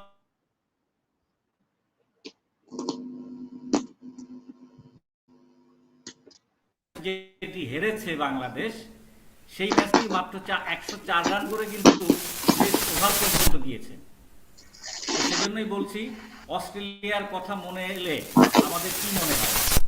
অস্ট্রেলিয়াকে নিয়ে যখন আমরা ভাবি, অস্ট্রেলিয়া হলো পেশাদার ক্রিকেটের একেবারে শীর্ষ চূড়ায় অবস্থান করে। সেই অস্ট্রেলিয়াকে যদিও মার্ক টেলর বলছেন, অস্ট্রেলিয়ার সাবেক অধিনায়ক মার্ক টেলর বলছেন যে এটি আসলে অস্ট্রেলিয়ার এ দল, কিন্তু এ দল হলেও আপনি দেখুন এই দলে তাদের captain Aaron Finch, David Warner আর গ্লেন ম্যাক্সওয়েল ছিলেন। তাছাড়া যে সমস্ত ক্রিকেটার ছিলেন এই সমস্ত ক্রিকেটারই কিন্তু অস্ট্রেলিয়াকে অনেক ম্যাচ জিতিয়েছে। তো সেই দলটিকে আমরা রীতিমতো হাবুডুবু খাওয়ালাম, 4-1 ব্যবধানে জিতলাম। এটি আসলে আমি মনে করি যে বাংলাদেশের অনেক বড় প্রাপ্তি। এই প্রাপ্তির মধ্যেও অপ্রাপ্তি যে কিছু থাকে না তা না। সেই অপ্রাপ্তিগুলো হলো যে আমরা আমাদের চেনা কন্ডিশন, আমাদের চিরপরিচিত কন্ডিশনে আমরা কিন্তু পার স্কোর করতে পারিনি। আমরা জানি মিরপুরের স্টেডিয়াম কেমন লো বাউন্স থাকে, কেমন বল পড়ে নিচু হয়ে যায়, সেটা তো আমরা সবাই জানি। কিন্তু সেখানে আমাদের ব্যাটসম্যানরাই, যারা সারা জীবন, যারা তাদের পুরো ক্যারিয়ারে এই মিরপুর স্টেডিয়ামে খেলেই বড় হয়েছে, বিখ্যাত হয়েছে, সেই তারাই কিন্তু পার স্কোরও করতে পারে না। আমি পার স্কোর বলছি 140 থেকে 150 রান, সেটা কিন্তু আমরা করতে পারিনি। আমরা সর্বোচ্চ রান করেছি 131, এবং দেখা গেল উইকেটটা এতই স্লো এবং লো বাউন্সের যে এখানে 120 রানই হয়ে গেছে পার স্কোর। 120 রান করলেই গ্যারান্টি ছিল জিতে যাব, এবং আমরা কিন্তু সেটাই করেছি। এবং সেই কাজটা করেছেন আমাদের ক্রিকেটাররা। এই জন্য ক্রিকেটারদের আমি ধন্যবাদ জানাই, ক্রিকেটারদের আমি অভিনন্দন জানাই। এটি সত্যি বড় কথা। যেভাবেই হোক আমরা কিন্তু অস্ট্রেলিয়াকে হারিয়েছি। আর 2 মাস পরে, 2 মাসের কিছু বেশি পরে আমরা বিশ্বকাপ খেলতে যাব, টি-20 বিশ্বকাপ খেলতে যাব। টি-20 বিশ্বকাপে আমাদের কিন্তু বাছাই পর্ব পেরোতে হবে, যেটাকে বলা হচ্ছে প্রাথমিক পর্ব। সেই প্রাথমিক পর্ব পেরোতে হবে। আমাদের গ্রুপে পড়েছে, আমরা বি গ্রুপে পড়েছি। আমাদের গ্রুপে পড়েছে স্বাগতিক ওমান, আমাদের গ্রুপে পড়েছে স্কটল্যান্ড এবং পাপুয়া নিউগিনি। তো পাপুয়া নিউগিনি এই গ্রুপ থেকে বাংলাদেশ খুব সহজেই গ্রুপ চ্যাম্পিয়ন হয়ে মূল পর্বে সুপার 12-এ যাবে বলে আমি বিশ্বাস করি। কারণ 2012 সালে স্কটল্যান্ড আমাদের বাধা হতে পারে। স্কটল্যান্ডের কাছে আমরা টি-20-তে হেরেছিলাম 2012 সালে। আর আমরা যেভাবে জিম্বাবুয়ের সঙ্গে পারফর্ম করে এলাম, জিম্বাবুয়েকে হারিয়ে এলাম, তাদের কন্ডিশনে খুবই বাজে পরিস্থিতিতে পড়েও কিন্তু আমরা জিম্বাবুয়েকে 3 ফরম্যাটের সঙ্গেই আমরা জিতেছি, এবং তারপরে আমরা আমাদের নিজেদের মাটিতে অস্ট্রেলিয়াকে একেবারে দুর্মুখ করে দিলাম। তো এটি হবে কি আমাদের আত্মবিশ্বাস প্রচণ্ডভাবে বাড়িয়ে তুলবে। আর তারপরে এটাই তো সব খেলা নয়। এই যে 1 সেপ্টেম্বরে চলে আসছে, 1 সেপ্টেম্বরে প্রথম ম্যাচ খেলবে নিউজিল্যান্ড 5টি ম্যাচ খেলবে আমাদের সঙ্গে, এবং আমার মনে হয় যে নিউজিল্যান্ডের সঙ্গেও আমরা এরকম ব্যবধানে জিতব। কারণ নিউজিল্যান্ড যে দলটি পাঠাচ্ছে একেবারেই অনভিজ্ঞ দল, তাদের ক্যাপ্টেন হলেন টম ল্যাথাম। তো এই দলের সঙ্গে জেতাটা অবশ্যই আমাদের উচিত হবে, এবং এরকম 4-1 ব্যবধানে জেতাই উচিত হবে। এই জায়গা থেকে আমি একটু দাদা আপনার কাছে জানতে চাই, সরি আমি একটু ইন্টারাপ্ট করছি, যে আপনাকে জানতে চাই যে এটা কারণটা কি, মানে টি-20 ওয়ার্ল্ড কাপের আগে যেখানে অস্ট্রেলিয়াও যাতে কিছু ব্যাটসম্যানকে বিশ্রাম দিয়েছে, কিন্তু নিউজিল্যান্ড তো একেবারেই বলতে গেলে যে তাদের টি-20 টিমের মানে ওয়ার্ল্ড কাপের জন্য যে টিম, সেই টিমের কেউই নেই বলতে গেলে। এইটা কারণটা কি, মানে এই উপমহাদেশে ওয়ার্ল্ড কাপ খেলতে হলো বাংলাদেশে 28 মেইন প্লেয়ারদেরকে বিশ্রাম দিচ্ছে। এটা হলো নিউজিল্যান্ডের স্ট্র্যাটেজি এই জন্যই যে নিউজিল্যান্ড কিন্তু এখন বিশ্ব ক্রিকেটের টপে আছে, শীর্ষে আছে। কদিন আগে আপনি জানেন যে টেস্ট বিশ্ব চ্যাম্পিয়নশিপে তারা চ্যাম্পিয়ন হলো ভারতকে হারিয়ে ইংল্যান্ডের মাঠে। আর তার আগে তারা যে ক্রিকেটটা খেলছে, তারা ওয়ানডে বিশ্বকাপের তারা রানার্স আপ। আর রানার্স আপ কিভাবে রানার্স আপ হলো? এটি আসলে টস করে জিততে হতো, তাই না? টস করা উচিত ছিল যে কে চ্যাম্পিয়ন হবে। এটা তো টস হয়েছে যে ইংল্যান্ড চ্যাম্পিয়ন হবে না নিউজিল্যান্ড চ্যাম্পিয়ন হবে। আসলে চ্যাম্পিয়ন এবং রানার্স আপকে কিন্তু ওইভাবে পৃথক করা যায়নি যেরকম ক্রিকেট তারা খেলেছে। সেজন্যই নিউজিল্যান্ড কিন্তু এখন বিশ্ব ক্রিকেটের একেবারে অ্যাপেক্সে আছে আর কি, মানে একদম শীর্ষে আছে, এবং তারা চায় সবকিছু জিততে চায়। তারা কিন্তু টি-20 ওয়ার্ল্ড কাপে যাবে চ্যাম্পিয়ন হওয়ার লক্ষ্য নিয়ে, এবং সেজন্যই জানে যে বাংলাদেশ, পাকিস্তান এবং এই যে ভারতে যে 3টি সফর আছে, টানা 3টি সফর আছে, এই সফরে হারলেও তাদের কিছু এসে যাবে না। তারা আসলে বিশ্বকাপে ভালো করতে চায়, এবং বিশ্বকাপের প্রস্তুতিটা মূল খেলোয়াড়দের দিয়ে তারা থাকতে চায়। আর এখান থেকে যদি কিছু খেলোয়াড় ভালো করে, সেই খেলোয়াড়দের পিক করা গেল পরে। এই হলো নিউজিল্যান্ডের আসলে তাদের উদ্দেশ্য এবং লক্ষ্য। তারা আমার মনে হয় বাংলাদেশ, পাকিস্তান এবং ভারতে যে টি-20 ম্যাচগুলো খেলতে আসছে, এটা কি ততটা গুরুত্ব দিচ্ছে না।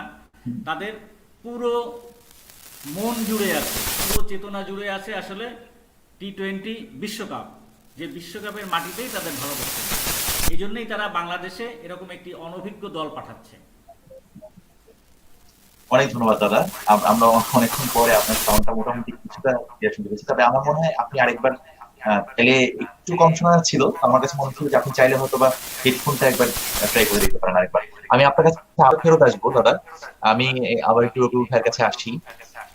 রকিবুল ভাইয়া, আমরা আসলে আরেকটা গল্প আপনার কাছ থেকে শুনবো। আমরা অস্ট্রেলিয়া সিরিজ আবার ফেরত, অস্ট্রেলিয়া সিরিজে আমরা আজকে আড্ডা দিচ্ছি, কিন্তু আমি আসলে যে গল্পটা আপনার সম্পর্কে বলতে গেলে না বললেই না, যেটা আমাদের অবশ্যই আমার মনে হয় তরুণ প্রজন্মের অনেকেই হয়তো জানে কিংবা অনেকেই হয়তো জানে না, সেই গল্পটা আমরা একটু আপনার কাছে শুনতে যাচ্ছি।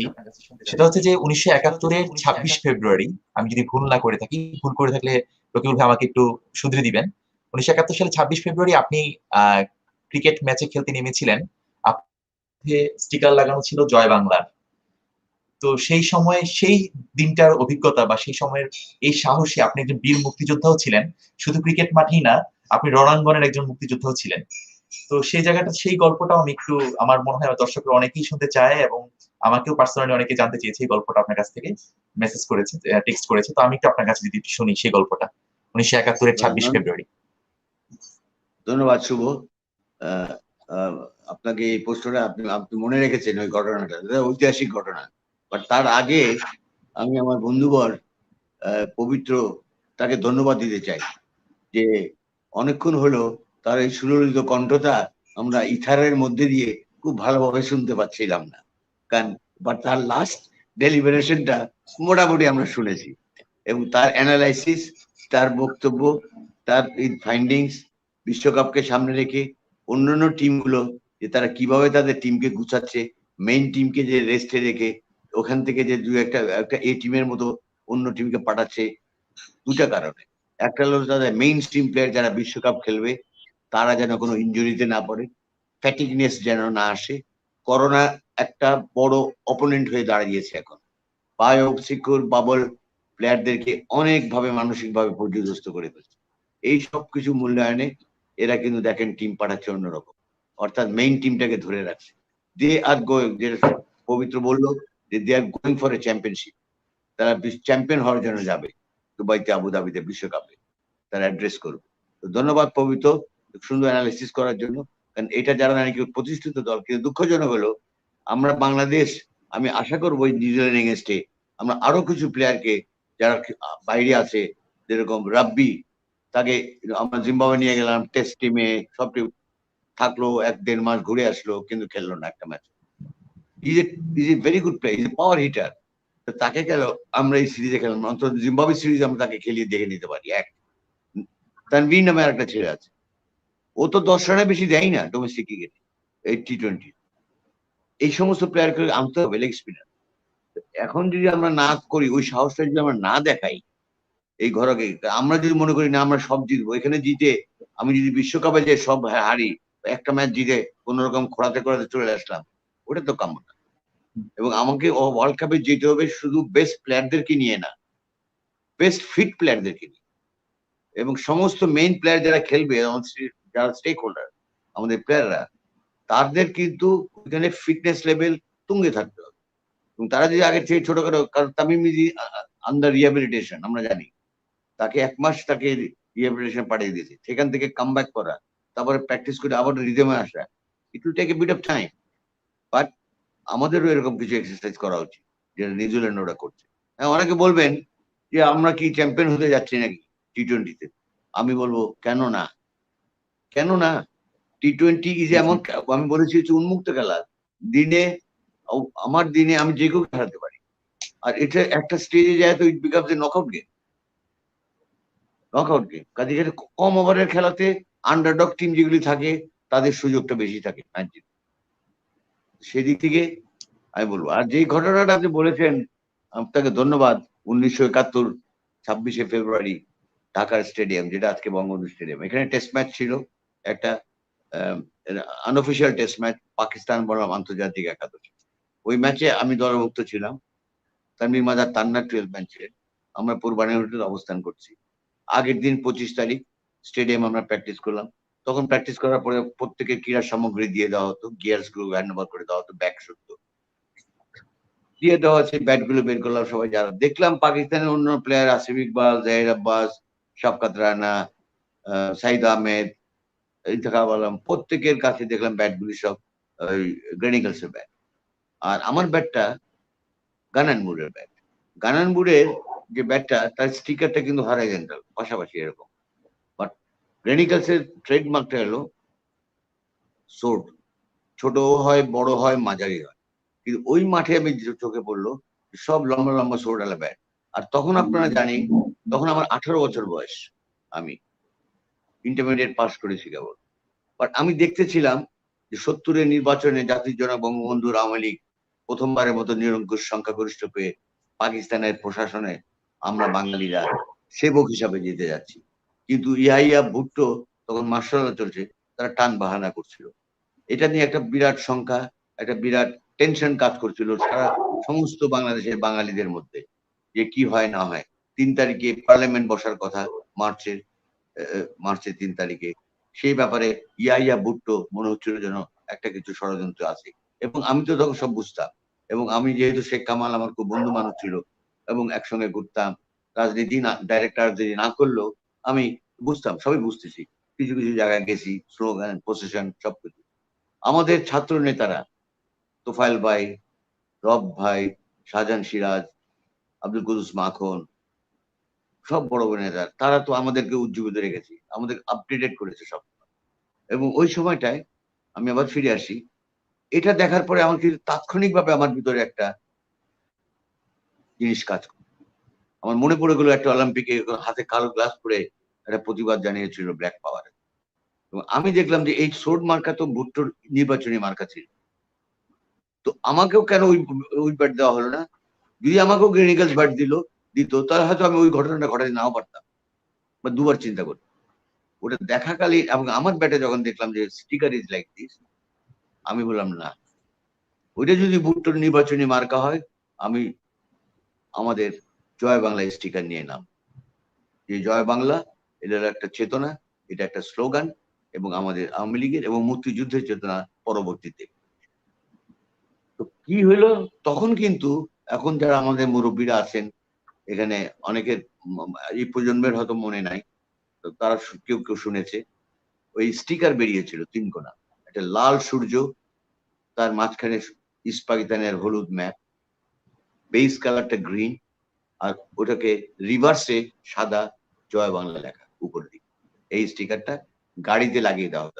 প্রত্যেক গাড়িতে আজকে যেরকম স্টিকার লাগে কাছে, ওরকম প্রত্যেক গাড়িতে সবাই ছাত্ররা, আমরা ভলেন্টিয়ার, আমিও লাগিয়েছি অনেকে, এবং গাড়ির দরজায়, অফিসের দরজায়। মানে এই চেতনাটাকে সেল করা হচ্ছিল। This was two motivate the people of Bangladesh, that, and it was a sort of pressure on the Indian Pakistan military janta, যে দেখো এন্টার নাগরিক, এন্টার দেশের বাংলাদেশ মুখিয়ে আছে, এবার যাবে, এবং আমরা একচ্ছত্র মানে আমরা এককভাবে আমরা হয়েছি। এবং তখনই আমি সিদ্ধান্ত নেই যে আমি আগামী কাল খেলা আমি একটা কিছু ঘটাবো, এবং আমার কাছে ওই জিনিসটা ভালো লাগেনি। আমি বললাম দিস ইজ মাই অপরচুনিটি, আমার নীরব প্রতিবাদ আমি জানাবো। ওই সাহস, আপনি সাহসের কথা বলেছেন, আমি ওই জায়গায় আসতে পারতাম না ক্রিকেটে যদি আমার সাহস না। আর যার সাহস নাই, মানসিক সাহস এবং অন্তরের সাহস, সে কোনোদিন ক্রিকেট প্লেয়ার হতে পারবে। কারণ ক্রিকেটে এই দুইটা জিনিস খুব স্ট্রং লাগে।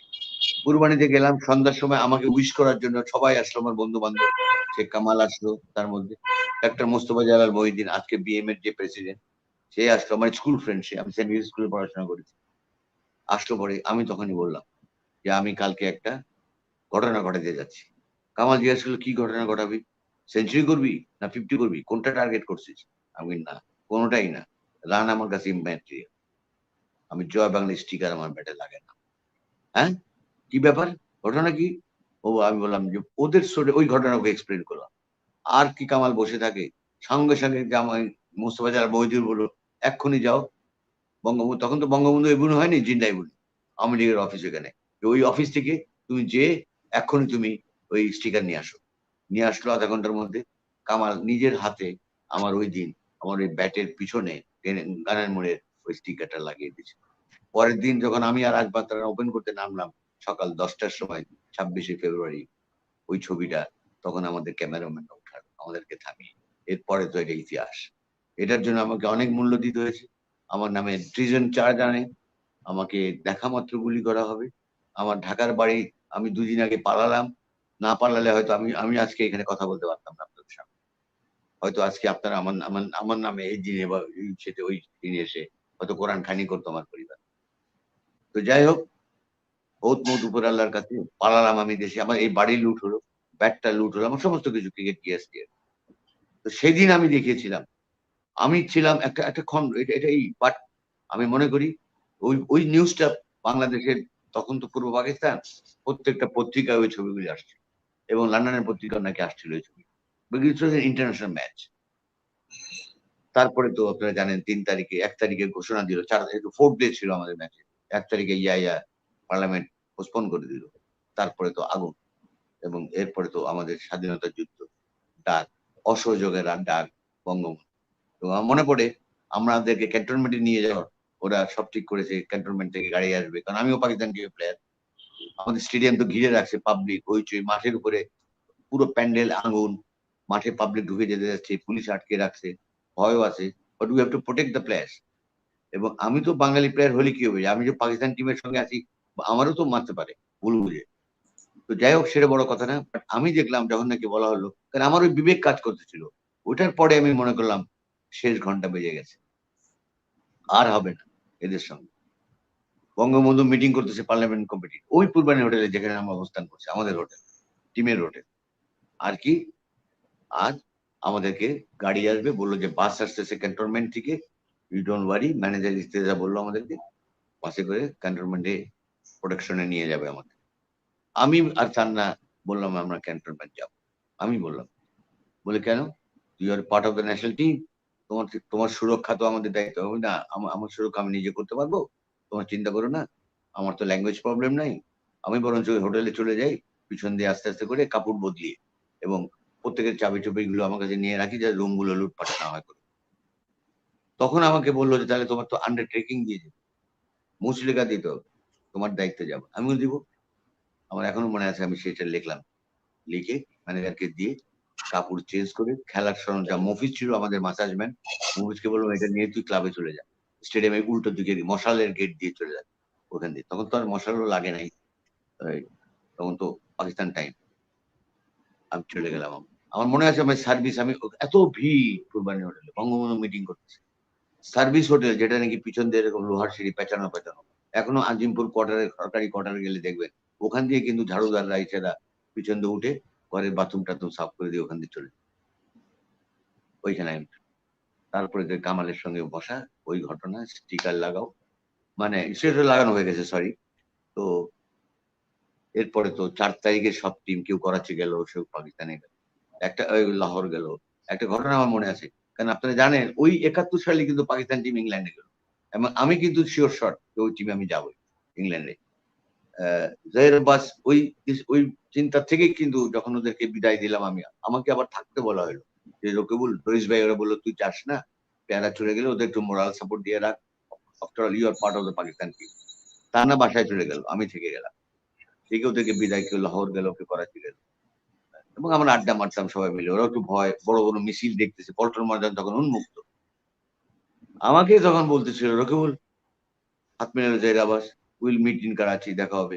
বিকজ এর 2 মাস পরেই তো, এটা মার্চ মাস, এপ্রিল মে মাসে আমরা ফ্লাই করবো, যেটা 274 করেছিল জহির আব্বাস সেই টুরে, ওয়ার্ল্ড রেকর্ড। একটা ওই চশমা পরে একটা প্লেয়ার, এত ব্যাট হাই, সবাই বলেছিল ইংল্যান্ডের কন্ডিশনে দাঁড়াতেই পারবে না, কিন্তু সে প্রমাণ করেছে যে ট্যালেন্ট, ট্যালেন্ট কি করতে পারে। Class, class is permanent, form is temporary, যেরকম কথা আছে। তো ক্লাসই জহির আব্বাস টুরে, ওই টুরে ওই দাওয়াতটা আমাকে বললো যে তোমার সঙ্গে করাচিতে দেখা, international airport is Karachi, all flights are from Karachi international. তা আমি বলে ফেলেছিলাম ওই দিন, কারণ আমি তো বুঝতেছিলাম কি হতে যাচ্ছে, কি হবে। আমার মুখ থেকে বেরিয়ে গেছিল, Zaheer, next time I come to Karachi maybe I will travel with a new passport. আজকেও দেখা হলে আমার জহির আব্বাস বলে, আমরা 2 বছর আইসিসির ক্রিকেট কমিটিতে সদস্য ছিলাম, আমি, জহির আব্বাস, সুনীল গাভাস্কার চেয়ারম্যান ওই কমিটির, Allan Border, all the ex captain ছিল, আমিও ছিলাম বাংলাদেশ থেকে। দেখা হলে আমাকে সে ছোট ডাকে, যেহেতু আমি শর্ট 5 ফুট 4 ইঞ্চি, বলতো ছোট, তুই জানতি, এখন তুই জানতি যে তোরা আলাদা হবি, তোরা যুদ্ধ করে আমাদের সাথে থাকবি না, আলাদা হয়ে যাবি। আমি কেন? তুই আমার বলছিলি যে তুই পাসপোর্ট নিয়ে আসবি, তুই, তোর কাছে খবর ছিল। আমি না না, কোনো খবর ছিল না, তোমরা যা যা ঘটাচ্ছিল ওই ঘটনার ধারাবাহিকতায় আমার কাছে মনে হয়েছিল, এটা আমার স্পন্টেনিয়াসলি আমার মুখ থেকে বেরিয়েছিল। এবং এটাও ঠিক, I I had it in me, আমার ওই বিশ্বাস, আমার বিলিভ আমার মাথায় ছিল।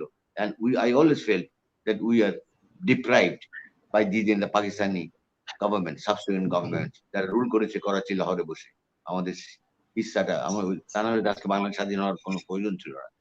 বঙ্গবন্ধুর স্বাধীনতা চান নাই প্রথম দিকে, উনি স্বাধিকার চেয়েছেন।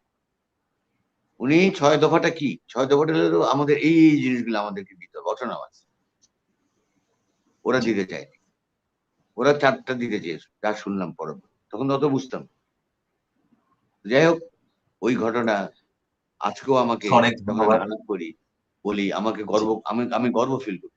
এরপরে তো পালালাম, মুক্তিযুদ্ধে গেলাম, মুজিব বাহিনীতে, শেখ শহীদুল ইসলাম বঙ্গবন্ধুর ভাতিজা, তার আন্ডারে আমার গ্রামে গোপালগঞ্জের কাশিয়ানী উপজেলার রাতইল গ্রামে আমি বড় হয়েছি।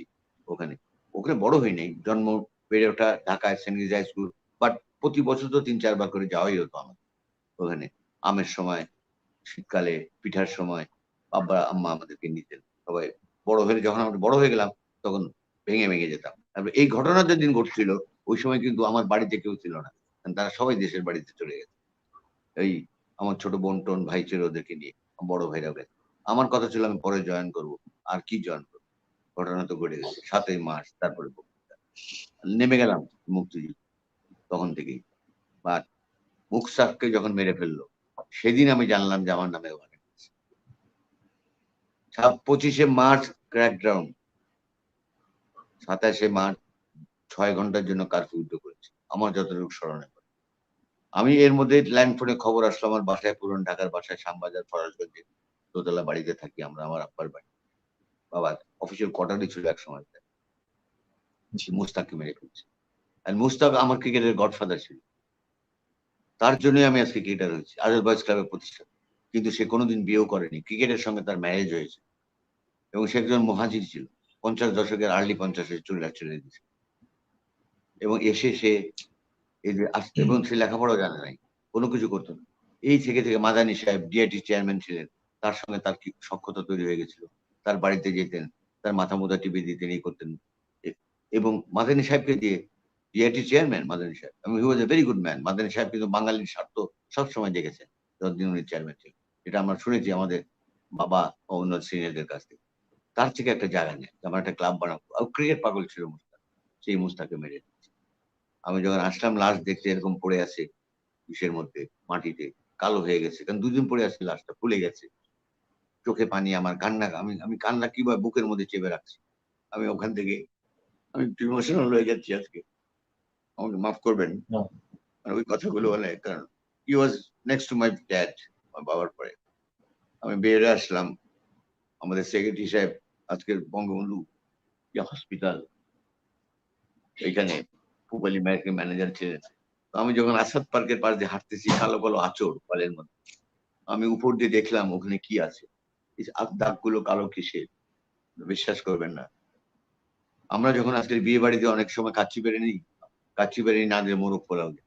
মোরগ পোলাওটা যখন ডিশটা টেবিলের উপর আনে, আমরা কি দেখি, মাংসগুলো, মুরগির ঠ্যাংটা বেরিয়ে আছে, না তো মাথাটা বেরিয়ে আছে, চালের মধ্যে থেকে বেরিয়ে আছে, মাটি চাপা দিয়েছে, মানুষের হাত বেরিয়ে আছে, একজনের পা বেরিয়ে আছে, লাইন দিয়ে সব গুলি করে মেরেছে তারা 25 মার্চ রাত, এবং ওখানে ডাম্পিং করেছে। আসলাম চৌরাস্তা কামানের ওখানে, তখনই দেখলাম আমাকে একজন নাম ধরে ডাকছে, রকিবুল। আমি যে কে ডাকে, আমি এমনি কাঁদতেছি, আমি এমন খারাপ। তো মুস্তাক নাই, দীপু ভাই ফুটবলার ছিলেন, টপ ফুটবলার, উনি মারা গেছেন ন্যাচারাল ডেথ অবশ্য। উনি বললেন, তুমি এখানে কি করতেছো, তুমি পালাও। আমি পালাবো, আপনি কি, আমার তোমার কথা নাই, তুমি পালাও, ঢাকা ছাড়ো। আমি আমাকে বলবেন দিউ ভাই, আমি খালি বলতেছি দিউ ভাই মুস্তাক নাই, মুস্তাকের খবর দিতে হবে, আমি খবর দিব, ব্যবস্থা করবো। কি হয়েছে, তোমাকে নামে হুলিয়া, তোমাকে দেখলেই ও ধরে নিয়ে যাবে এবং তোমাকে মেরে ফেলবে। তো আপনি জানলেন কই থেকে? বলে ক্যাপ্টেন ইউনুস আসছে, ও ফুটবল খেলতো এখানে প্রতি বছর, ওকে টার্গেট ইউনুস বলতে হতো, কারণ ও যে পাঠান ছিল, বেলুচি, টকটকে চেহারা ছিল। ও আমাকে চিনতো, সবাইকে চিনতো, কারণ যেহেতু আমি তখন ইস্ট পাকিস্তান টিমের রেগুলার প্লেয়ার এবং পাকিস্তান টিমের প্লেয়ার। তো এইগুলি স্পোর্টসম্যান, ওর number of sportsman was not very many. ও খবর দিছে দীপু ভাইকে, দীপু রকিবকে বলো ওর জন্য ঢাকা ছেড়ে দেয়, কারণ ও লিক আউট করে দিছে খবরটা। কত বড় বন্ধু আমার, আজকে বেঁচে থাকলেও যদি কোনোদিন দেখা হয়, আমি তাকে ওই ধন্যবাদটা দিব, সুযোগ পেলে, যে তোমার জন্য আমি বেঁচে গেলাম। এই খবরটা পৌঁছে দিয়েছিল যে রকিবরে বলো ঢাকা ছাড়তে, এবং সব ইয়াং ছেলেপেলেদের বলো, কারণ ও তখন ওর প্ল্যাটুন নিয়ে, ওর ব্রিগেড নিয়ে ট্রান্সফার হয়ে আসছে, ওকে ট্রান্সফার করেছে বাংলাদেশ।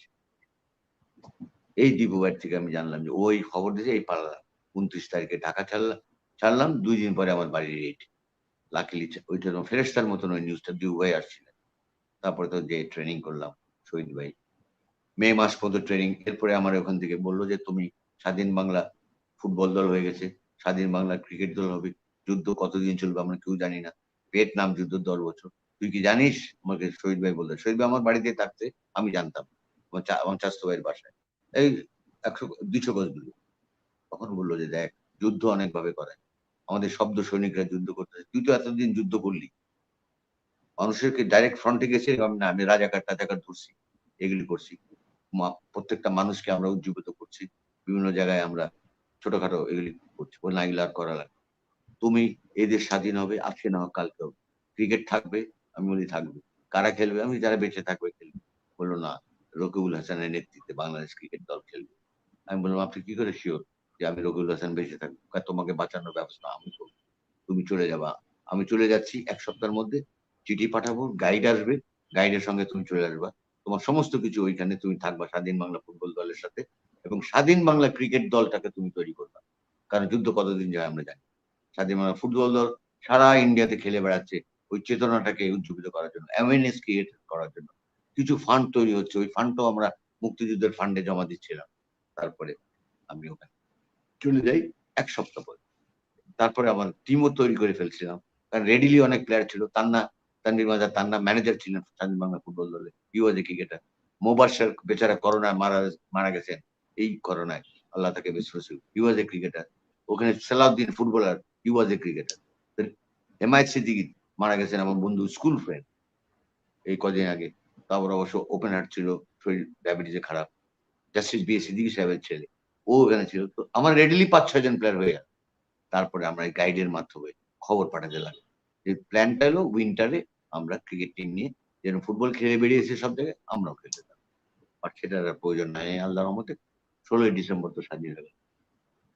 তারপরে খেলা আমি ১৮ তারিখে ওখান থেকে রওনা দিয়ে খুলনা হয়ে, যশোর হয়ে, খুলনা হয়ে, খুলনাতে একদিন আমার বড় বোন ওখানে থাকতেন, আবার দুলাভাই সুপারিনটেন্ডেন্ট পোস্ট অফিসে তখন ছিলেন, ওনার বাসায় থেকে, ওখান থেকে আবার নৌকো করে এসে গোপালগঞ্জের আমার বাড়িতে আসলাম। রাত ১২টার সময় আমি পৌঁছেছিলাম। রাত ১২টায় একটা গ্রামের ঘরে যখন আমি নক করলাম, তখন সবাই ঘুমিয়ে থাকা। আমি জানলাম না সবাই ঘুমাচ্ছে। আমার বাবা হয়তো মনে করেছিলেন আমার ছেলে এই খোকা বোধ এই আসে, এই আসে। আমার মাও জেগেছিল। সেই সিচুয়েশনটা আমি বলতে পারবো না।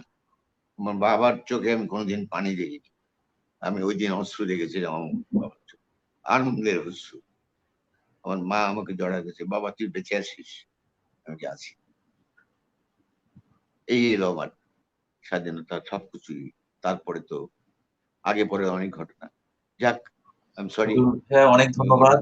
না না না না না, আমি একটু ইমোশনাল একেবারেই আমরা আপনার আপনার এই সাহসী গল্পটা আমাদের প্রত্যেককে, আমার মনে হয় যারা অডিয়েন্স এখন যারা শুনছে বা দেখছে, এবং আমরা এখানে যারা ছিলাম, আমার মনে হয় পবিত্র দাদা কিংবা ফেরদৌস আঙ্কেল, আমি নিজে সহ, আপনার আবেগটা আমাদেরকেও ছুঁয়ে গেছে। এবং আপনার মতো একজন বীর মুক্তিযোদ্ধার জন্যই, আপনাদের এই সাহসী ভূমিকার জন্যই কিন্তু আজকের এই স্বাধীনতা, আজকে এই বাংলাদেশ অস্ট্রেলিয়া সিরিজ স্বাধীন দেশে খেলা হচ্ছে।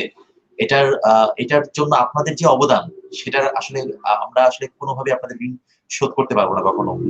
একজন মুক্তিযোদ্ধার রক্তের ঋণ বা মুক্তিযোদ্ধার সাহসের ঋণ, সেটা আমরা শোধ করতে পারবো না কখনো। কাজে আমি একবারের জন্য আমি আপনাকে একবারও থামানোর চেষ্টা করিনি, কারণ আমি এই গল্পটা আমরা প্রত্যেকে আমরা খুব হৃদয়স্পর্শী ছিল, এবং প্রত্যেকে খুব আমার মনে মন্ত্রমুগ্ধের মতো শুনছিলাম। তো অনেক ধন্যবাদ রফিকুল ভাই, আপনাকে সালাম জানাই, মানে সশ্রদ্ধ সালাম, রেসপেক্ট টু ইউ। আসলে এই গল্পটা আমরা অনেকেই হয়তো শুনেছি, কিন্তু আপনার মুখ থেকে আজকে ভালো মতো আমরা শুনলাম। অনেক ধন্যবাদ আমার সাথে গল্পটা শেয়ার করার জন্য। আমি একটু দাদার কাছে একটু ফেরত আসি, পবিত্র দাদার কাছে।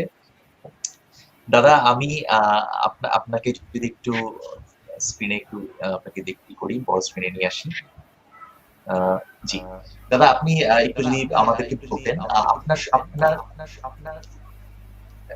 আপনারও একটা জার্নি আছে আমি জানি, এবং আমার মনে হয় আপনার অনেক ভক্ত এবং যারা পাঠক, আসলে এই কারণেই বলবো, যারা আমি রফিকুল হাসান তো ডেফিনেটলি আমি বলছিলাম যে ছোটবেলা থেকে টিভিতে দেখে দেখে বড় হয়েছে ওনাকে ম্যাচের অ্যানালাইসিস করতে।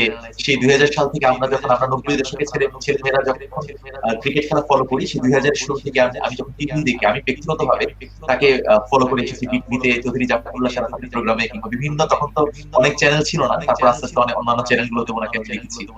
তো এরপরে তো ওনার সাহসী গল্পটা শুনলাম আজকে, এটা আমরা আগেও জানতাম। কিন্তু আপনার ব্যাপারে আমি বলবো যে আপনাকে হয়তো ঠিক স্ক্রিনে আমি ব্যক্তিগতভাবে বা আমার মতো অনেকে হয়তো অনস্ক্রিনে ভাবে দেখিনি, কিন্তু আপনার যে কলমের মানে কি বলবো, যে আপনার লেখনী, সেটা আমরা পেয়েছি। আমরা 90 দশকে আপনার সাথে আজকে কথা হচ্ছিল, বলছিলাম যে আমরা যারা 90 দশকের, তারা কিন্তু মোটামুটি একটা, আপনি প্রায় 21 বছর প্রথম আলোতে ছিলেন, আপনি সাংবাদিকতা ক্রীড়া লেখনের সাথে ছিলেন, এবং আমরা কিন্তু রেগুলার স্টেডিয়াম পাতাটা পড়তাম, ফলো করতাম। তো আপনার লেখালেখিটা আমরা ক্রিকেট এবং ফুটবল দুটো নিয়ে আপনি সমানতালে সর্বসাচী লেখক হিসেবে আপনাকে পেয়েছি, আমি যদি ভুল না করি। আপনার কাছ থেকে একটু শুনবো সেই গল্পটা, আপনার এই প্রফেশনে আসার বা সবকিছু। আমরা আবার বাংলাদেশ অস্ট্রেলিয়া সিরিজে আসবো, কিন্তু একটু আমরা আপনার গল্পটা একটু শুনে নিই। আমি এই কথাটি আমি বলবো, কিন্তু আসলে আমি ওখানে একটা আবেগাপ্লুত। যখন স্বাধীনতার কথা ওঠে, যখন মুক্তিযুদ্ধের কথা ওঠে, তখন আবেগাপ্লুত না হয়ে আসলে পারা যায় না। আর রকিবুল ভাইয়ের কাছে, আমাদের শ্রদ্ধেয় রকিবুল ভাইয়ের কাছে যে কথাগুলো শুনলাম, মুক্তিযুদ্ধের যে কথা শুনলাম, আর উনি নিজেই আমাদের বাংলাদেশের স্বাধীনতার একটি অংশ। আমি শ্রদ্ধায় আসলে আমার মাথা নুয়ে যায়। তো স্বাভাবিকভাবে আমিও আবেগ আপ্লুত। তো আপনি জানতে চেয়েছেন আমি কিভাবে আসলে ক্রীড়া সাংবাদিকতায় এলাম। ক্রীড়া সাংবাদিকতায় এলাম আসলে এটা বাই চান্স, সত্যিকার অর্থেই বাই চান্স। আমি প্রফেশনালি একজন কৃষিবিদ, কৃষি বিশ্ববিদ্যালয় থেকে আমি পাশ করে এসেছি, কিন্তু তারপরে বাই চান্স আমি ক্রীড়া সাংবাদিক হয়ে গেলাম। টুকটাক লেখালেখি করতাম আমি বিশ্ববিদ্যালয়ে থাকতেই, বাংলাদেশ কৃষি বিশ্ববিদ্যালয় ময়মনসিংহে, সেখানে থাকতে আমি টুকটাক লেখালেখি করতাম। কিন্তু আমি নিজেকে কখনোই সাংবাদিক হিসেবে আবিষ্কার করব একদিন, আমি সেটা ভাবিনি কখনোই। এটা আমার কল্পনার সুদূরতম জায়গাতেও ছিল না। তো 1991 সালে 1991-92-তে যখন অস্ট্রেলিয়া বিশ্বকাপ ক্রিকেট হয়, তখন আমি মানে কি বলা যায়, ঘটনাচক্রে সাংবাদিক হয়ে গেলাম। এবং আমার সাংবাদিক হওয়ার পেছনে মতিউর রহমান চৌধুরী, এখন মানব জমিনের সম্পাদক, ওনার একটি বড় অবদান আছে। আমি মাঝে মাঝে ওখানে বেড়াতে যেতাম, ওই আজকের কাগজ অফিসে জিগাতলা বাস স্ট্যান্ডে, ওইখানে আমি বেড়াতে যেতাম। তো আমার ছোটো সিনিয়র ফ্রেন্ড ছিলেন, জুনিয়র ফ্রেন্ড ছিলেন কয়েকজন, তাদের সঙ্গে আমি আড্ডা মারতাম। তো একদিন তাদের স্পোর্টস ডেস্কে যেয়ে আমি আড্ডা মারছিলাম, ওইখানে চা খাচ্ছিলাম, আরও অনেক গল্প টল্প করছিলাম, মানে বেশ একটা গল্পে মশগুল ছিলাম। তো এরকম সময় উঠে আসেন মতিউর রহমান চৌধুরী, উনি এক্সিকিউটিভ এডিটর ছিলেন তখন আজকের কাগজের। উনি এসে, তো স্পোর্টস ইনচার্জ ছিলেন দিবাকর নয়ন নাম করে একটি ছেলে। তো দিবাকর নয়নকে বলছেন এই এখানে কি হচ্ছে। তখন কিন্তু আমি একটি লেখা লিখি, তখন স্লিপ প্যাডে লিখতে হতো। হ্যাঁ, নিউজ প্রিন্টে ওই যে ছাপানোর পরে যে বাতিল যে নিউজ প্রিন্ট, সেটা কেটে কেটে ওই স্লিপ প্যাড তৈরি করা হতো এবং স্লিপ প্যাডে লিখতে হতো। তো আমি স্লিপ প্যাডে লিখলাম এএফপির অবলম্বনে একটি নিউজ। এএফপিতে এরকম নিউজ ছিল, ইমরান খান প্রত্যেকটি দল সম্পর্কে বিশ্লেষণ করছেন আর কি, বিশ্বকাপ শুরুর আগে যে এই দলটি কেমন। তো ভারতীয় দল সম্পর্কে ওই দিন উনি বিশ্লেষণ করেছেন, আজহারউদ্দিন ক্যাপ্টেন। তো উনি বললেন যে এই দলটি যদি আমার হাতে পড়তো, আমি এদের চ্যাম্পিয়ন করে দিতাম, এত ভালো দল। তো এরকমভাবে আমি আসলে, এটা তো জাস্ট এএফপির নিউজ, ইংরেজি পড়ে আমি নিজের মতো করে লিখলাম এবং হেডিংও দিলাম আমি নিজে, ইমরান যদি হতেন ভারত অধিনায়ক। তো হাতের লেখাটাও আসলে একটু ভালো ছিল আমার, আমি স্বীকার করি আর কি। তো হাতের লেখাও হয়তো আকৃষ্ট করতে পারে আর কি মতিউর রহমান চৌধুরীকে। উনি ওই স্লিপ প্যাডে ওই লেখাটা নিয়ে চলে যান ওনার সম্পাদকীয় রুমে। তারপরে নয়নকে ডাকে যে নয়ন এদিকে আসো, আমার কথা শুনে যাও। তো নয়ন তো গেছে ভয়ে ভয়ে, এক্সিকিউটিভ এডিটর কি বলেন না বলেন এইটা নিয়ে, বাইরের একজন লোককে এনে এরকমভাবে গল্পে মশগুল আমরা, কিন্তু কিছুই বললেন না। পরে আমাকে ডাকলেন যে ওনাকে ডেকে নিয়ে আসো, এই লেখা কি ওনার? যে হ্যাঁ, ডেকে নিয়ে আসো। তো গেলাম, যাওয়ার পর আমাকে জিজ্ঞেস করছে আপনি কি করেন। তো আমি তখন আসলে একটা কনসালটেন্সি ফার্মে কাজ করি, যেখানে এগ্রিকালচার নিয়ে কাজ হয়, জুনিয়র অ্যাগ্রোনমিস্ট হিসেবে। তো সেখানেও আমি বেতন পাই ভালোই। তারপরে ওইটা যখন শেষ হয় ওই কাজটা, তখন কাছেই ওই অফিসটা ছিল ধানমন্ডির 2 নম্বর রোডে। ঘুরতে ঘুরতে চলে আসতাম আজকের কাগজ অফিসে। তখন মতিউর রহমান চৌধুরী বললেন, আপনি তো কৃষিবিদ, তো কৃষিবিদদের তো অনেক চাকরি আছে, আপনি থাকবেন না আমি জানি, তারপরেও আপনি যদি পার্ট টাইম কাজ করেন তাহলে বলেন। আপনি 7 দিন ভাবেন।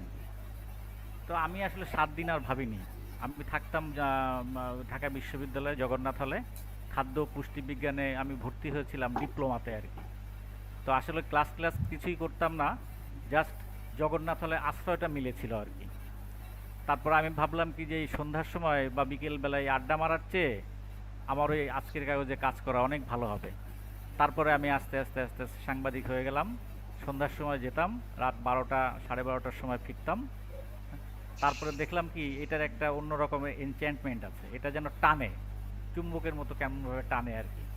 তারপরে আস্তে আস্তে তো নিয়তি নির্ধারিত হয়ে গেল, আমি ক্রীড়া সাংবাদিক হয়ে গেলাম।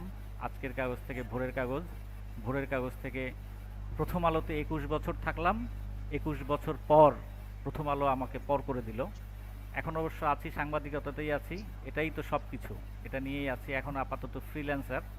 তো আশা করি কোথাও যুক্ত হব এই আর কি। আর আজকে আমি রকিবুল ভাইয়ের কথা বলি। রকিবুল ভাইয়ের আমি সবসময় মুগ্ধ শ্রোতা, কারণ রকিবুল ভাই যখন কথা বলেন সে কথা কিন্তু না শুনে পারা যায় না, মন্ত্রমুগ্ধের মতো আমরা শুনি।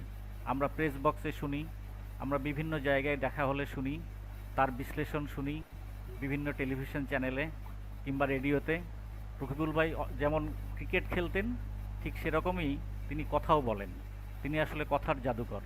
তো রকিবুল ভাই আজকে আমাদের এই ক্রিকেট সিরিজ বিজয় নিয়ে যে কথাগুলো বললেন, এর বাইরে আসলে বলার কিছু আর থাকে না। আমার একটি শুধু বলার আছে যে আমরা দারুণভাবে জিতলাম, আসলে দারুণভাবে জিতলাম, মানে অকল্পনীয়। বিশ্বের সবচেয়ে পেশাদার দলকে আমরা যেভাবে দুর্মুষ করে হারালাম, এটা আসলে আমাদের বুকের ছাতি যেটা বলি আর কি, সেটা আসলে অনেকটা ফুলে যাওয়ার কথা, যেটা মনোবল। এবং সাকিব আল হাসানও সেই কথাটাই বলেছেন যে এই মনোবল বৃদ্ধি পাওয়াটাই আমাদের সবচেয়ে বড় প্রাপ্তি, এটিই আমাদের কিন্তু সামনের দিকে এগিয়ে নিয়ে যাবে, আমি অনেকটাই বিশ্বাস করি। তারপরেও ওই যে বলে না যে সব কিছুই পেলাম, এই সব প্রাপ্তির মধ্যেও কিছু কিন্তু অপ্রাপ্তির আঁচড় থেকে যায়।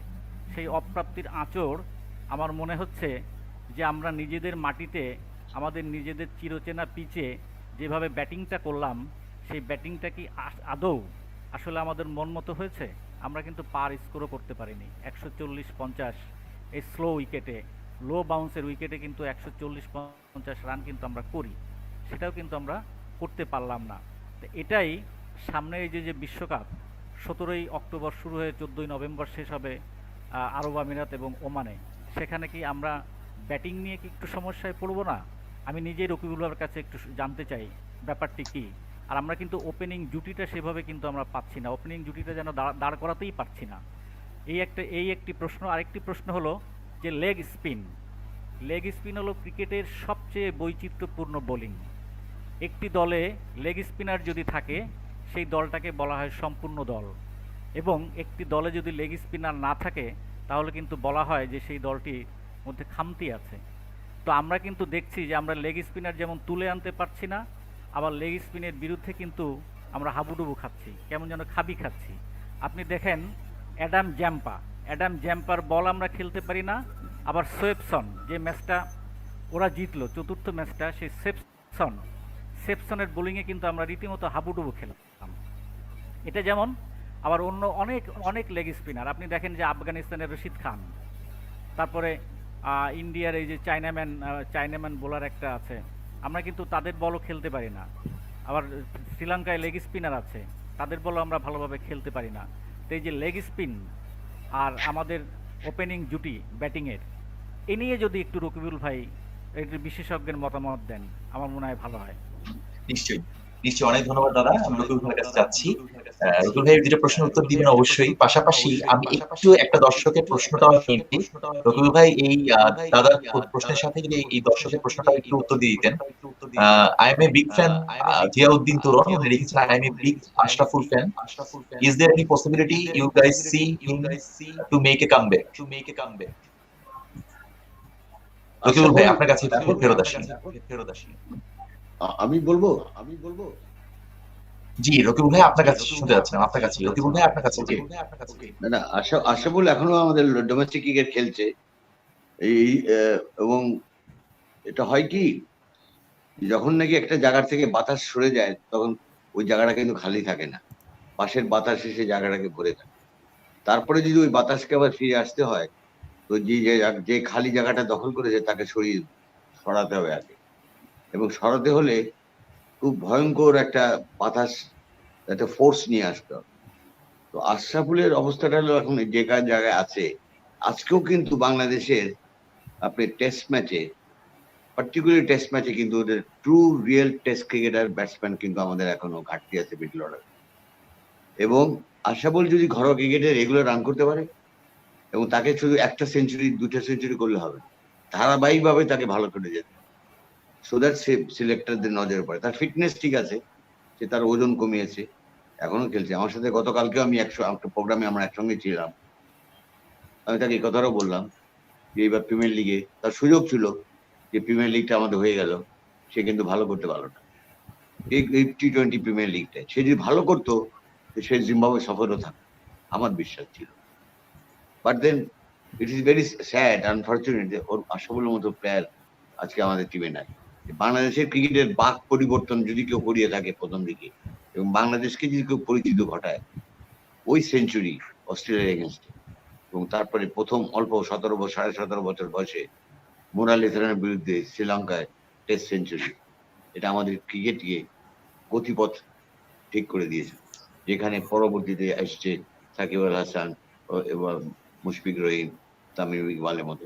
বাট আশরাফুলের ওই ট্যালেন্ট, ওই প্রতিভা ওরকম ওই বয়স থেকে নিয়ে আমি কাউকে দেখিনি, আমার দেখার মতো নেই। But still there is chance, but time is running out. জি, বাংলাদেশের অনেক বড় জয়ের নায়ক উনি। প্রথম দিকে আমরা বাংলাদেশ আন্তর্জাতিক পর্যায়ে যত বড় বড় ম্যাচগুলো অস্ট্রেলিয়া সাথে জয়, কিংবা এরপরে আমরা যদি দেখি আরো অনেক বড় বড় দলের সাথে আশরাফুলের কল্যাণে আমরা পেয়েছি। দক্ষিণ আফ্রিকার সাথে ওয়ার্ল্ড কাপে সেই 87 রানের ইনিংসটা কথা বলতে হয়। তো রবি ভাই, আপনার কাছে যে ওপেনার হিসেবে, আপনি তো আমি যতদূর জানি আপনি একজন ওপেনার ছিলেন, উনি পবিত্র দাদা আপনার কাছে ওপেনার হিসেবেও একটু জানতে চাচ্ছিলেন যে ওপেনিং পার্টনারশিপটা তো আমাদের কোনোভাবে জমছে না, এই জায়গায় কি করণীয় আমাদের টিম ম্যানেজমেন্ট? বাংলাদেশে এই টপ অর্ডার কিন্তু ক্রাইসিস, এটা কিন্তু বেশ কয়েকটি থেকে আপনি দেখবেন জিম্বাবুয়েকে আমরা ভালো করতে পারি নাই, আমরা হোম সিরিজে শ্রীলঙ্কার সাথে ওপেনিংটা স্ট্রাইক করে নাই, অস্ট্রেলিয়া এগেনস্টও কিন্তু আমরা লাস্ট ম্যাচে বোধহয় কিছু রান হয়েছে, বাট এই জায়গায় রান করতে হবে, সেটা টি-20 হোক, একদিনের ম্যাচ হোক, অথবা টেস্ট ম্যাচ। ওপেনার্স ফাউন্ডেশনটা দেবে। আর একটা বাড়ি বানাতে গেলে আপনার 20 তলা 15 তলা বা 24 তলা আপনার ফাউন্ডেশন তো স্ট্রং হইতো। তো ফাউন্ডেশনটা এলো ওপেনারদের উপর। Openers has to be technically very very sound player, both physical technique and mental technique. Cricket এলো, আমি বলি যে মাথা এবং বুক, অর্থাৎ মাইন্ডের সঙ্গে হার্টের সাহস থাকতে হবে এখানে, এটাকে, আর এখানে থাকতে হবে বুদ্ধিমত্তা। দুটোর সংমিশ্রণে একটা ব্যাটসম্যানকে অ্যাপ্লাই করতে হবে, এবং ব্যাটসম্যানের সুযোগ একটাই, কিন্তু বোলারের কিন্তু অনেক সুযোগ থাকে। একটা 4 ছক্কা খেলো তো আবার বোলিং করে তাকে আউট করার সুযোগ ব্যাটসম্যান। টপ অর্ডারে আমাদের কিন্তু এখন আমরা ভুগছি। তামিম, লিটন, এক্সপেক্ট করব যে তারা যদি ধারাবাহিকতাটা মেনটেন করতে পারে এই আসন্ন বিশ্বকাপে, তাহলে কিন্তু আমাদের মিডল অর্ডার সাংঘাতিকভাবে ভালো করতে পারবে, কারণ ক্ষেত্রটা তৈরি হবে। উপরে যদি আমাদের 2-3টা উইকেট পড়ে যায়, আগে পাওয়ার প্লে 6 ওভারের মধ্যে যদি টি-20 কথা বলি, যদি 2টা উইকেট পড়ে যায়, আপনার 3টে উইকেট পড়ে যাওয়ার অনেক সময় পড়ে গেছে, এরপরে কিন্তু আপনি যে পরের ব্যাটসম্যানরা আসবে তাদের অবস্থা হয়ে যায় যে শ্যাম রাখি না কুল রাখি অবস্থা। অর্থাৎ উইকেটে থাকতে হবে, উইকেটে থাকতে গেলে বেশি কষাস হইতে হবে নাকি ফ্রি খেলবো, এই একটা ডিলেমার মধ্যে চলে যায়। বাট টপ অর্ডারে যদি রান করে ফেলে, এবং টপ অর্ডার থেকে 1-2টা ব্যাটসম্যানকে লম্বা খেলতেই হবে। টি-20তে একটা ব্যাটসম্যানকে টপ অর্ডারে লম্বা অন্তত 18 ওভার পর্যন্ত যদি যায়, 17-18 ওভার পর্যন্ত, আপনি নিঃসন্দেহে থাকেন 175-180 রান করবেন যে কোনো ধরনের উইকেট। অবশ্যই বাংলাদেশের মতন এরকম উইকেট হলে হবে না, but standard international ICC standard wicket, তো সেই জায়গায় আমাদের কমতি আছে। তার কারণেই কিন্তু আমাদের মিডল অর্ডারের উপর চাপটা বেশি পড়ছে। ধন্যবাদ। জি, অনেক ধন্যবাদ। আপনার কাছে রঘু ভাই আমরা আরেকবার ফেরত আসবো, তবে দর্শকদের কমেন্টের আমি একটু পবিত্র দাদার কাছে আরেকবার আসি। দাদা, আপনি আরেকটা প্রশ্ন সম্ভবত করেছেন লেগ স্পিনার নিয়ে, ওইটা আমাদের একটা দর্শকেরও কমেন্টে ছিল, আমি ওই জিনিসটাও জানবো। রঘু ভাইয়ের কাছে আবার ফেরত আসবো। দাদা, আপনার কাছে আমি একটু আসি। পবিত্র দাদা, আপনি কি শুনতে পাচ্ছেন? জি দাদা, আপনার আনমিউট করে নিতে হবে কি? জি, আনমিউট করে নিতে হবে। দাদা, আপনি শুনতে পাচ্ছেন আমাকে? আচ্ছা দাদা, আমি একটু আমাদের দুজন দর্শক আমি না দেখালেই না, সেটা হচ্ছে যে একজন অস্ট্রেলিয়া থেকে আমাদের সাথে যুক্ত হতে পারেন নাই, কিন্তু উনি কমেন্টটা আগে করে গেছেন, কোশ্চেনটা আগে লিখে দিয়ে গেছেন আমাদেরকে। তো প্রশ্নটাই ঠিক।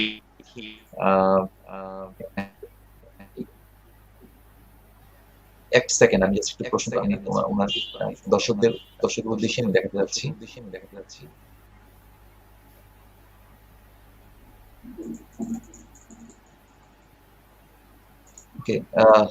আচ্ছা যাক, আমি এখানে একটু সমস্যা হচ্ছে, আমি প্রশ্নটা পড়ি। উনি আসলে আমাদের পোস্টে আগে কমেন্ট করে গেছেন।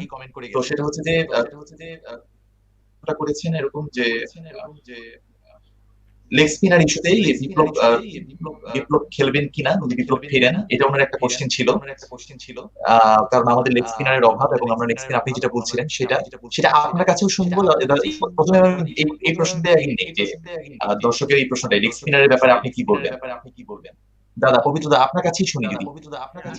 আচ্ছা, লেগ স্পিন আমি আমি যেটা বলি, লেগ স্পিন হলো ক্রিকেট বোলিং এর আর কি, বিশেষ করে বোলিং এর সবচাইতে বৈচিত্র্যপূর্ণ অস্ত্র। আপনার একজন লেগ স্পিনার কত ভ্যারিয়েশনে বল করতে পারে, লেগ স্পিন করতে পারে, গুগলি করতে পারে, টপ স্পিন করতে পারে, ফ্লিপার করতে পারে। মানে লেগ স্পিনারকে ধরা হয় সবচাইতে বৈচিত্র্যপূর্ণ বোলার। এবং লেগ স্পিনার যদি কোনো দলে থাকে, লেগ স্পিনার লেগ স্পিনার যদি কোনো দলে থাকে, তো বলা হয় যে সেই দলটি সমৃদ্ধ দল, সেই দলটি কমপ্লিট দল। তো আমরা কিন্তু লেগ স্পিনার অনেক দিন পাচ্ছি না, আমরা পাচ্ছি না বললেও হবে না। লেগ স্পিনারকে আমরা সেরকমভাবে পরিচর্যাও করছি না, আমরা সেইভাবে উৎসাহিতও করছি না। জুবায়ের লিখন নামে একজন লেগ স্পিনার উঠে এসেছিলেন, খুব সম্ভাবনাময়, তাকে কিন্তু আমরা হারিয়ে ফেলেছি। আরেকজন লেগ স্পিনারে যে আমিনুল ইসলাম বিপ্লব, তো আমার মনে হয় আমিনুল ইসলাম বিপ্লবের বাবা দুঃখজনকভাবে মারা যান, সে যখন জিম্বাবুয়ে সফরে ছিল। তো তার বাবার মৃত্যুতে সে ফিরে আসে, এবং এই জন্যেই আর বায়ুবাবুল থেকে বেরিয়ে যাওয়ার পরে আমিনুল ইসলাম বিপ্লবের খেলার সুযোগ আসলে ছিল না এই সিরিজে। খেলার সুযোগ থাকলে আমার মনে হয় তাকে আমরা ম্যাচে দেখতেই পেতাম। তো লেগ স্পিনার আসলেই খুবই দরকার। আপনি দেখেন এই যে অস্ট্রেলিয়ার দুজন লেগ স্পিনার অ্যাডাম জ্যাম্পা এবং সেপসন, এই দুজন কিন্তু আমাদের এই এই মানে 4টি ম্যাচে আমাদের কি দারুণভাবে ভুগিয়ে গেল। আর লেগ স্পিনার কিভাবে আমাদের ভোগান্তির কারণ হন সে তো আমরা জানি। আমরা আফগানিস্তানের কাছে একমাত্র টেস্টে কিন্তু হেরেছি দেশের মাটিতে, চট্টগ্রামে। আপনাদের মনে আছে নিশ্চয়ই, রশিদ খানের লেগ স্পিনে আমরা কিভাবে হাবুডুবু খেলাম। এবং শুধু রশিদ খান, সেপসন বা অ্যাডাম জ্যাম্পাই না, আমরা যে কোনো লেগ স্পিনারের বিরুদ্ধেই কিন্তু আমরা খুবই খারাপ খেলি। আমরা বলটা পিক করতে পারি না, বিশেষ করে গুগলি তো একদম ধরতেই পারি না, পড়তেই পারি না। এবং গুগলিতে আমাদের ব্যাটসম্যানদের আউট হওয়ার আপনি ধরনটা দেখবেন যে একটা ভালো গুগলি হলেই আমাদের ব্যাটসম্যানরা কিন্তু উইকেট দিয়ে চলে আসেন, টপ অর্ডার হোক মিডল অর্ডার হোক, আমি দেখেছি আর কি। তো এই জিনিসটা আমার মনে হয় রকিবুল ভাই একটু অ্যাড্রেস করবেন পরবর্তী সময়ে। জি দাদা, আপনার কাছে আরেকটা পয়েন্ট আমি একটু বলি। আমার মনে হয় স্ক্রিনে দাদা আরেকটা প্রশ্ন ছিল, এটা একজন দর্শকের। উনি হচ্ছেন বর্তমানে অস্ট্রেলিয়াতে আছেন, পিএইচডি করছেন, তো বিশ্ববিদ্যালয়ের শিক্ষক ছিলেন আমার। তো উনি আসলে প্রশ্নটা করে রেখেছিলেন, আমি করতে যাচ্ছিলাম। সোশ্যাল মিডিয়ার এই দাপুটে যুগে আমরা সম্প্রতি দেখতে পাচ্ছি অনলাইনে ক্রীড়া সাংবাদিকতার নতুন ধারা সৃষ্টি হয়েছে। বাংলাদেশেও বেশ কিছু নামকরা ক্রীড়া সাংবাদিক ব্যক্তিগত ও প্রাতিষ্ঠানিকভাবে ফেসবুকে, ইউটিউবে প্রায় প্রতিদিনই খেলাধুলার বিষয়ে ভিডিও প্রকাশ করছেন। আচ্ছা, তবে কিছু ক্ষেত্রে সেন্সেশনাল কথাবার্তার মাধ্যমে চমক সৃষ্টির এবং কাটতি বাড়ানোর প্রবণতা দেখা যাচ্ছে। যেমন ক্রিকেট বোর্ড এবং খেলোয়াড়দের ভেতরকার কথিত দ্বন্দ্ব নিয়ে চাঞ্চল্যকর কথাবার্তা বলা হচ্ছে, যেগুলোর পরবর্তীতে কোনো ফলো আপ বা সত্যতা মিলছে না। আবার কোনো খেলোয়াড়কে বাতিল ঘোষণাও করছেন কেউ কেউ। ফলে খেলোয়াড়দের নিয়ে ট্রলিং যেমন উৎসাহ পাচ্ছে, অনলাইনে ক্রীড়া সাংবাদিকতার দায়িত্বশীলতা নিয়েও প্রশ্ন দেখা দিচ্ছে। এই বিষয়ে সম্মানিত অতিথি মতামত জানতে চাই। আমি মনে হয় দাদা আপনার কাছে আগে শুনি এই সম্পর্কে। দর্শকের কমেন্ট, এটা ছিল, প্রশ্ন ছিল। আচ্ছা ঠিক আছে, আমি জি দাদা আপনার কাছে শুনতে চাই। প্রথমত বলি যে উনি যে কথাগুলি লিখেছেন বা বলেছেন এটি সত্যি কথা। এটি কখনোই কাম্য নয় যে একজন সাংবাদিক তিনি কিন্তু মাঠে গিয়ে খেলেন না, তাই না? মাঠে যারা খেলেন তারা কিন্তু বোঝেন যে খেলাটা কত কঠিন। মানে বলা সহজ, কাজ করা কিন্তু কঠিন, এটি সত্যি কথা। এবং এই যে সুইপিং কমেন্টস, এটি কখনোই কাম্য নয়। আমি নিজে অন্তত সেরকমভাবে বলতে সাহস পাই না কখনোই। আর এই চমক সৃষ্টি করা, কথাবার্তায় চমক সৃষ্টি করা, এটাও আমার কাছে কাম্য নয়। তো আমার মনে হয় যারা অনলাইনে এরকম বলছেন বা অনলাইনে লিখছেন, আমার মনে হয় সেই বিষয়গুলো এড়িয়ে যাবেন। নিরপেক্ষতার দরকার আছে। আপনি কোনো ক্রিকেটারের পক্ষে একেবারে দারুণভাবে লিখলেন, কোনো ক্রিকেটারে দারুণভাবে আপনি আন্ডারমাইন করলেন, এগুলো কিন্তু পাঠক ভালোভাবে নেয় না। পাঠক যে ভালোভাবে নেয় না তার প্রমাণ হলো এই পাঠকের এই বড় মন্তব্য। আমি সচেতনভাবে সুকৌশলে আমি এই বিষয়গুলো এড়িয়ে যেতে চাই।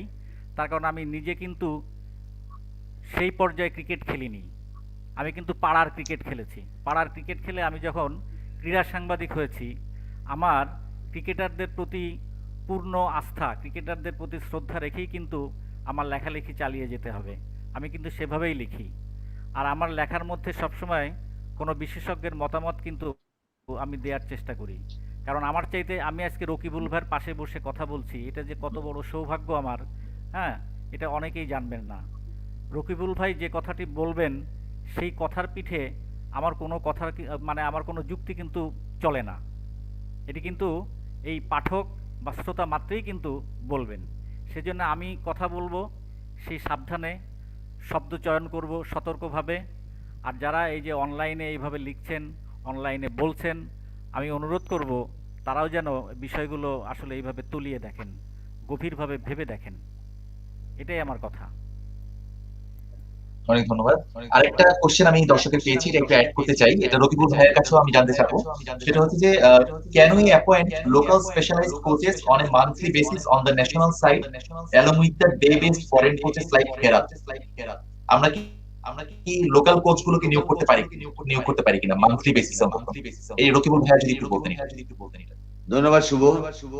আমি যদি আপনার কথাগুলো ভেঙে ভেঙে আসছিল, তারপরে আমি যদি বুঝতে পারি ঠিক মতো যে আপনি বলতে চাচ্ছেন বোধহয় যে আমাদের যে স্টাফ, টিম ম্যানেজমেন্টে যে সাপোর্ট স্টাফ, যে কোচেসরা থাকে, head coach, bowling coach, fast bowling coach, batting batsman bat coach, physio, এগুলি, এদের সঙ্গে আমাদের লোকাল কোচেসদেরকে টাই আপ করা যায় কিনা, তাদেরকে সঙ্গে ডেকে, এই কথাটাই কি আপনি জানতে চাচ্ছেন?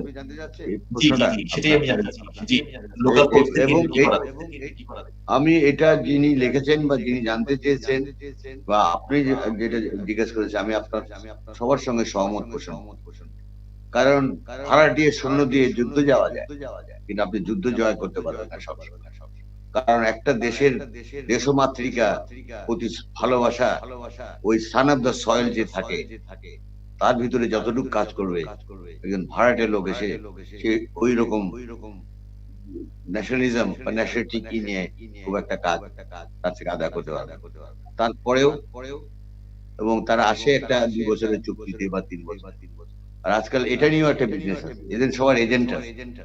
এই এজেন্টরা তাদেরকে সব ঠিক করে, এই ক্লাব ওই দেশ ওই দেশ, তাদের আবার বিভিন্ন অ্যাসোসিয়েশন, বিভিন্ন বোর্ডের মধ্যেও তাদের আবার খাস লোক আছে, এজেন্সি আছে। অনেকে বলে, দুষ্ট লোকেরা বলে, আমি বলি এখানে কেন বাংলাদেশের আজকে এত 2-4 জন তো খুবই ভালো উঁচু মানের কোচ, তারা তো এই প্রিমিয়ার লিগে বিপিএল খেলা হচ্ছে, বিপিএল এ তো তারা এক একটা টিমের কোচিং করছে। আবার 2-1টা ফরেন কোচ এসে দেখলাম বিপিএল এর কয়েকটা টিমকে, কই তারা তো জিততে পারেনি। আমাদের দেশের কোচরা যেরকম আছে, যেরকম সালাউদ্দিন, ইমরান, দুটো নামই বললাম, ফাইম তো ছিল, ফাইম তো ম্যানেজমেন্টে চলে, এদেরকে এবং আরো যারা উঠতি আছে এদেরকে তাদের সঙ্গে অ্যাটাচমেন্ট করে রাখা। তাহলে কি হবে, এরা ওই বাইরের যে কোচরা আসবে তাদের সঙ্গে থেকে তারা জানতে পারবে, শিখতে পারবে। একই সঙ্গে তারা অফ সিজনে ওই যে ট্রেনিং প্রোগ্রাম, কোচিং প্রোগ্রামের ওইটা ঘরোয়াভাবে আমাদের খেলোয়াড়রা যখন নাকি অবসরে আছে, যখন খেলা নাই, ফরেন কোচরা চলে গেছে ছুটি নিয়ে, তারা তাদেরকে নিয়ে হ্যান্ডেল করতে পারে এবং কমিউনিকেশনটা বেটার। কারণ ফরেন কোচ যখন থাকে ওরা ইংরেজিতে কথা বলে, আমাদের বাংলাদেশের প্লেয়ারদের অনেক সময় বুঝতে অসুবিধা, আবার ওদের ইংরেজির মধ্যে আবার অ্যাকসেন্টের ব্যাপার আছে, প্রোনাউন্সিয়েশন। আমরা যেরকম ইংরেজি বলি ক্লিয়ার কাটিং, একদম বোঝা যায়, কিন্তু ওদের ইংলিশ বোঝা যায়, প্লেয়ারদের বুঝতে অসুবিধা। তখন যে একজন আমাদের ওখানে একজন থাকে, আমাদের লোকাল কোচ, তার সঙ্গে অ্যাটাচ থাকে, সব কিছুর মধ্যে এটাও একটা কাজে লাগবে, the bridge between the player and the head coach or the other coaches, communication, এখানে সুবিধা হবে এবং আমরা উপকৃত। আমরা এত টাকা, লক্ষ লক্ষ কোটি টাকা খরচ করি প্রতি মাসে, তো আমরা কি খালি ওদেরকে ওইভাবে রাখার জন্য? এইখানে কিন্তু আমাদের ক্রিকেট বোর্ডের অনেক বড় একটা ঘাটতি আমি মনে করি। আমি ক্রিকেট বোর্ডের লোক হয়ে আমি ক্রিকেট বোর্ডে এই কথাটা আমি বলেছি, we must attach hour people এবং তাদেরকে টার্মস অফ রেফারেন্স দিতে হবে। অবসর সময় তারা আমাদের কোচদেরকে ডিস্ট্রিক্টের ডিভিশন হেডকোয়ার্টার, বিশেষ করে যে সমস্ত এলাকায় ক্রিকেট সেন্টার আছে, চিটাগং, রাজশাহী, খুলনা বা অন্য আরো যেখানে আছে বিকেএসপি, এইখানে যে কোচ আছে এদের একটা পুল হবে এবং তুমি ন্যাশনাল টিমে যে জিনিস করে দিতে হবে, ড্রিলটা, যে ট্রেনিং এন্ড ড্রিল ড্রিল, সেটা তুমি এই কোচগুলিকে নিয়ে বসবা, তাদের কাছে ওই ফর্মুলা দিয়ে দিবা যে this is what you are going to do. তুমি তোমার জায়গায় ওই চিটাগংয়ে, ওই খুলনাতে, ওই you are the district coach or you are division coach, এই প্রোগ্রাম হবে। এবং আমি এখানে আমাকে তুমি প্রতি সপ্তাহে, প্রতি পাক্ষিক বা in 2 weeks time you will keep me feeding, আমাকে আপডেট দিতে থাকবে এবং ঢাকাতে এসে আবার মিট করবে, সো দ্যাট একই ধরনের ট্রেনিং, একই রকমের প্রোগ্রাম যেন from the top to the bottom যায়। এখন এই কোচিং এরও তো একটা ম্যানুয়াল আছে, একটা প্লেয়ার তো একটা কোচিং প্রসেসের মধ্যে দেয়, সে যদি ওই কোচিং এর ট্রেনিংটা পায় যেটা নাকি ন্যাশনাল লেভেলে যে তাকে খুব হেল্প করবে, ইজিলি সে একটা পরিপক্ক খেলোয়াড় হিসাবে ওই ট্রেনিং এ অভ্যস্ত হবে। এবং আমাদের কোচেসরাও তারা ওই সুন্দরভাবে ট্রেন্ড আপ হয়ে যাবে 8-10টা কোচ। এইটা চুক্তিতে আমি জিজ্ঞেস করেছিলাম ক্রিকেট বোর্ডের সিইও কে, বলছে এটা আছে, আমি আছে বাট এটা ইমপ্লিমেন্ট হচ্ছে, they have to be told. আর এখন অবশ্য বেশি খেলা হয়, ন্যাশনাল টিম ইনভলভ থাকে, আর ওরা চায় খালি ন্যাশনাল টিম নিয়ে থাকে। আমি তো ওদের সঙ্গে সঙ্গে যেটু দেখি আর আমার অবজারভেশন এইটা, এখানে we need a strong management, because আমি আপনাকে, you are my hired person, I have hired your services for a cause, এবং ওইখানে আমার এই টার্মস তোমাকে কাজ করতে হবে। আমি যদি তাদের ওইভাবে ওকে ছাড় দিয়ে দিই, তাদের সব আবদার বছরে 4 বার চলে যাবে, এখন জিম্বাবুয়েতে ঢাকা হয়ে যাবে না, ওই 7 তারিখে জিম্বাবুয়ে আমি আসবো, আবার শ্রীলঙ্কা থেকে ঢাকা আসলে চলে গেল একজন কোচ, দুজন coach. This is not, this are mercenary, ওই যাদের বাংলায় বলে ভাড়াটে। It will not serve our cricket, হবে না। তারপরে কমিউনিকেশন প্রবলেম হয়ে গেছে, আমাদের কোচ দরকার সাবকন্টিনেন্ট থেকে, ওরকম একটা বড় মাপ, ইন্ডিয়া হোক, পাকিস্তান হোক, পাকিস্তান না হলেও হ্যাঁ পাকিস্তানে যদি কেউ থাকে, বিশেষ করে ইন্ডিয়া, শ্রীলঙ্কার Hathurusingha is one of the best coach. আমি মনে করবো আমাকে যদি কেউ জিজ্ঞেস করে, because he was absolutely professional coach. কিন্তু এখানেও আবার সমস্যা, আমাদের টপ ম্যানেজমেন্ট আমরা কি করি, প্লেয়াররা কিন্তু আবার এখানে অনেক গুটি চালে। আমি বিইং এ প্লেয়ার, আমি প্লেয়ারের সমালোচনা আমি কিছুটা করবোই। এরা অনেক সময় ওই কোচরা যখন তার কাছ থেকে এই আদায় করতে চায়, এটা তোমাকে করতে হবে, you do it, I want it, এর মাঝখানে কোনো কথা নেই। এটা ভালো লাগে না, তখন যে বোর্ডের ডিরেক্টরদের কাছে উপর লেভেলে যায়, তারা ফুসফুস করে উনি করা আমাদেরকে করা কথা, আমাদেরকে ই করেছেন, আমরা একটা সিনিয়র প্লেয়ার। এটা বাঙালি স্বভাব সুলভকে কাজ। এইখানেই এলো আমি কোচ অ্যাপয়েন্ট করবো, কোচের কাছে আমি বলবো this is what is my expectation, তোমার থেকে আমরা এটা আশা করি, আমার টিমের রেজাল্ট কাপ জিতবে না, I need a consistent performance of my development. I'm you do it. If you do not do it, sorry, then you have to go. Contract কিভাবে কি হয় না হয় আমরা জানি, আমাদের মেধাও নেয় না। দুঃখজনক যে সারাটা বছর পাকিস্তান থেকে শুরু করলাম খেলা, এই অভিজ্ঞতার সঞ্চার আমাদের ঝুলিতে তো অনেক কিছু, আমরা তো দিতে চাই কিন্তু ওনারা তো নিতে জানেন না। আপনি যেটা কথা বলেছেন কোচিং ব্যাপারে, যদি কেউ আমার বন্ধু ভিউয়ার্স প্রশ্ন করে থাকে, একদম পার্টিনেন্ট কোশ্চেন করতে হবে এটা। ধন্যবাদ। অনেক ধন্যবাদ। আমরা আসলে সত্যি কথা বলতে এমন দুইজন ব্যক্তির সাথে বসেছি আজকে, যাদের সাথে আসলে ঘন্টার পর ঘন্টা আড্ডা দিলেও আসলে আমাদের মনে হবে যে অনেক প্রশ্ন থেকেই যাবে জানতে চাওয়া। তো আমরা আসলে অলমোস্ট প্রায় 1.5 ঘন্টার মতো হয়ে গেছে, আমরা আর বেশিক্ষণ টানবো না অনুষ্ঠানটা, আমরা রাত হয়ে যাচ্ছে শেষ করো। জি জি জি ভাই, আমি শেষ করে দিচ্ছি। আমার আসলে সর্বশেষ একটা ছোট্ট একটা ছিল যে আমরা একটা মানে দর্শকরা পছন্দ করবেন বা জানতে চাওয়ার কিছু কোশ্চেন ছিল, সেখান থেকে আমি কিছু পিক করে একটা রেপিড ফায়ার রাউন্ড সাজিয়েছিলাম। ছোট্ট করে 5টা করে প্রশ্ন, ঝটপট উত্তর দিতে হবে। আমি শুরু করব পবিত্র দাদাকে দিয়ে। দাদা আপনার কাছে প্রথমে আসি, আমরা একদম শেষের দিকে আছি অনুষ্ঠানে আজকের আড্ডার। অনেক ধন্যবাদ আপনাকে এতক্ষণ থাকার জন্য। আপনি যদি একটু আমার সাথে যোগ হন তাহলে আমরা একটু রেপিড ফায়ার রাউন্ড শুরু করতে পারি। হ্যাঁ, আমি যুক্ত হয়েছি। জি আচ্ছা দাদা, আমি আপনার কাছে প্রথমেই যে প্রশ্নটা জানতে চাচ্ছি, আমাদের প্রথম কথা হচ্ছে কিপার হিসেবে আপনি কাকে দেখতে চান টি20 ওয়ার্ল্ড কাপে? নুরুল, মুশফিক অথবা লিটন, যে কোনো একজনকে পিক করতে হবে। নুরুল। ওকে, ওপেনার হিসেবে সৌম্য, নুরুল হাসান, লিটন, তামিম, এই 4 জন থেকে 2 জনকে। ওপেনার হিসেবে লিটন এবং তামিম। লিটন এবং তামিম, ধন্যবাদ। ক্যাপ্টেন্সির যদি আমি র্যাঙ্কিং করি বাংলাদেশের ক্রিকেটের আন্তর্জাতিক ক্রিকেটের ক্ষেত্রে, তাহলে মাশরাফি, মুশফিক, সাকিব, তামিম এবং মাহমুদুল্লাহ রিয়াদ, এই পাঁচজনের মধ্যে আপনি কাকে বেছে নেবেন? এখানে তো এখনো আসলে ক্রিকেট বোর্ড অন্যদিকে যাবে না আর কি। আমি মাহমুদুল্লাহকেই চাইবো, এবং মাহমুদুল্লাহ ভালো করছেন। টি-20 ওয়ার্ল্ড কাপের ক্যাপ্টেন্সি হিসেবে। আর যদি আমি বলি যে ক্যাপ্টেন্সির র্যাঙ্কিং অনুযায়ী আপনাকে সাজাতে বলি, তাহলে 1, 2, 3, 4 হিসেবে কাকে রাখবেন এটা জানতে ইচ্ছা করছে আমার। ক্যাপ্টেন্সি র্যাঙ্কিং অনুযায়ী সবার উপরে তো থাকবে অবশ্যই মাশরাফি বিন মুর্তজা, এবং সে শুধু ক্যাপ্টেন হিসেবেই খেলতে পারে একটি দলে। মানে ক্যাপ্টেন হিসেবে এত বড় অনুপ্রেরণাদায়ী ব্যক্তি আর কি মাশরাফি বিন মুর্তজা। তারপরে যদি বলেন সাকসেস হিসেবে আমি দ্বিতীয় মুশফিককে রাখবো। তারপরে যদি বলেন আমি সাকিবকে রাখবো। আর মাহমুদুল্লাহ তো আসলে একটি ফরম্যাটেরই অধিনায়ক, তো মাহমুদুল্লাহকে আমি তারপরে রাখবো আর কি।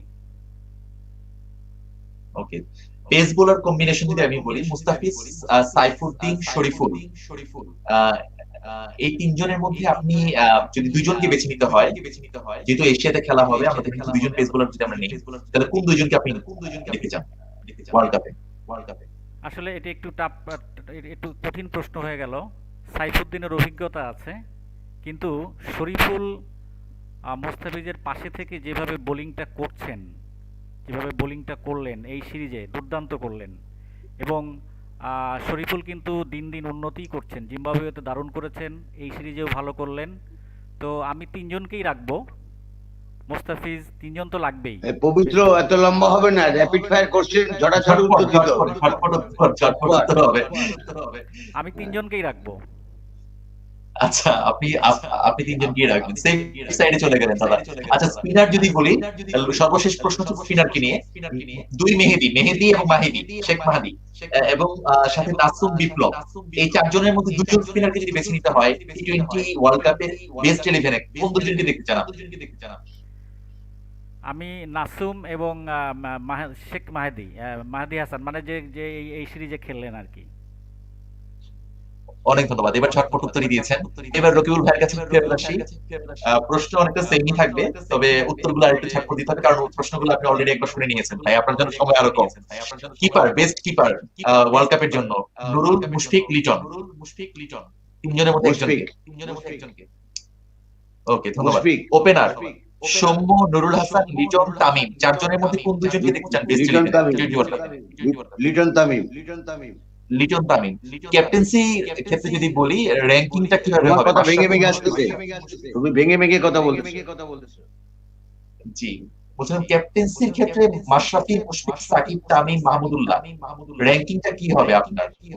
বাংলাদেশের এই মুহূর্তে আমি বিচার করা হয় যে মাশরাফিকে আমি 1 নম্বরে রাখবো। He has change the course of Bangladesh cricket. He led from the front, এবং তার পারফরমেন্স এবং তার লিডারশিপ কোয়ালিটি সব মিলিয়ে আমি মনে করি মাশরাফি বিন মুর্তজা।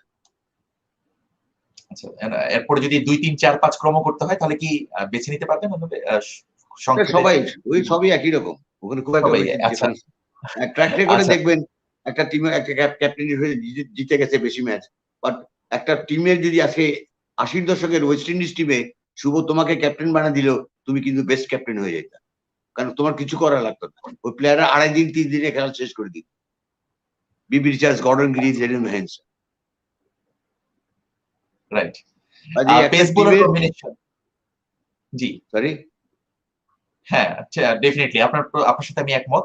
আমি পরবর্তী প্রশ্নে চলে যাচ্ছি। পেস বোলার কম্বিনেশনে যদি আমি বলি, বেস্ট 11-এ দুইজন পেস বোলার যদি রাখি, যেহেতু আমাদের মানে ইয়েতে খেলা, ওমানে খেলা, তো আমরা স্লো পিচ বা ব্যাটিং উইকেট হবে, আমি ধরে নিচ্ছি দুইজন পেস বোলার যদি আমরা খেলে, সাথে দুজন স্পিনার, তাহলে কোন দুইজন পেস বোলারকে আপনি বেছে নেবেন? মুস্তাফিজ, সাইফুদ্দিন এবং Mustafiz and Saifuddin pace bowler.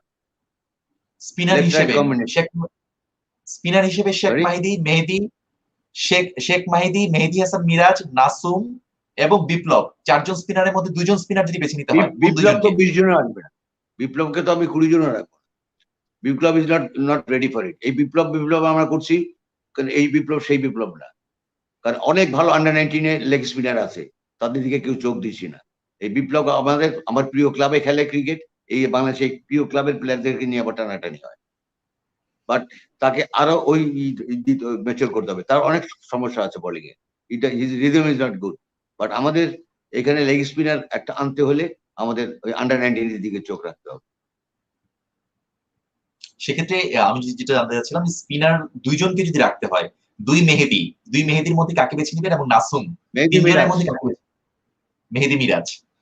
ওকে, ধন্যবাদ। এই ছিল আমার র্যাপিড ফায়ার রাউন্ড। শর্টকাটে মানে সংক্ষেপে আমরা একটু জানতে চাচ্ছিলাম, একটু পার্টিসিপেটিভ করার জন্য আমি এটা রেখেছিলাম। অনেক ধন্যবাদ দুজনকেই, রকিবুল হাসান ভাইয়া এবং পবিত্র দাদা দুজনকেই অসংখ্য ধন্যবাদ। আমরা একটু সময় বেশি নিয়ে ফেলেছি, কিন্তু কারিগরি ত্রুটি এবং দর্শকের প্রশ্নগুলোর উত্তর আমরা জানতে চাচ্ছিলাম, দেখতে দেরি হয়ে গেল, এই কারণে আন্তরিকভাবে দুঃখিত। তো সবাই ভালো থাকবেন, সুস্থ থাকবেন, এবং আশা করছি যে আমরা আবার আপনাদেরকে কোনো একটা এপিসোডে পাবো সামনে। আর ফেরদৌস আঙ্কেল, আপনি যদি সর্বশেষ যোগ হতে চান, আপনি যোগ হতে পারেন ফেরদৌস আঙ্কেল আমাদের সাথে। ঠিক আছে, আচ্ছা। হ্যাঁ আঙ্কেল, আসলে এত ফেরদৌস, বেশি ফেরদৌস ভাই, লম্বা হয়ে গেছে। হ্যাঁ, ফেরদৌস ভাই আপনাকে কিন্তু আঙ্কেল বলছে, আপনি ওকে ধরেন না ও আমার হচ্ছে আঙ্কেল বললে আমার সবচেয়ে ভালো লাগে। তাহলে ঠিক আছে, আঙ্কেল শুনতে, আঙ্কেল ডাকি ওকে ঠিক সবচেয়ে ভালো আছে, লাগে। তো ঠিক আছে। আমি আঙ্কেল আমাকে বারবারই বলছে যে 1 ঘন্টা 20 মিনিটের বেশি টানা যাবে না, রকিবুল ভাইকে বলেছি, কিন্তু আমি বারবারই আঙ্কেলকে বলছি, আঙ্কেল আমাকে আর 10 মিনিট দিতেই হবে, কারণ আমার আরো কিছু জানার আছে। এই কারণে আপনি রকিবুল ভাই আমাকে ধমক দিতে পারেন, আপনি আমাকে বকা দিয়ে। আমার হচ্ছে খুবই এক্সাইটমেন্ট ছিল প্রোগ্রামটা নিয়ে। হ্যাঁ, খুবই ভালো লাগার। রকিবুল ভাইকে পাওয়া মানে একটা বিশাল আমার সৌভাগ্যের ব্যাপার, তাও আমার প্রোগ্রামে। আর দাদা একই সাথে, মানে এই কম্বিনেশনটা আমি চিন্তা করতে পারছিলাম না, এত চমৎকার।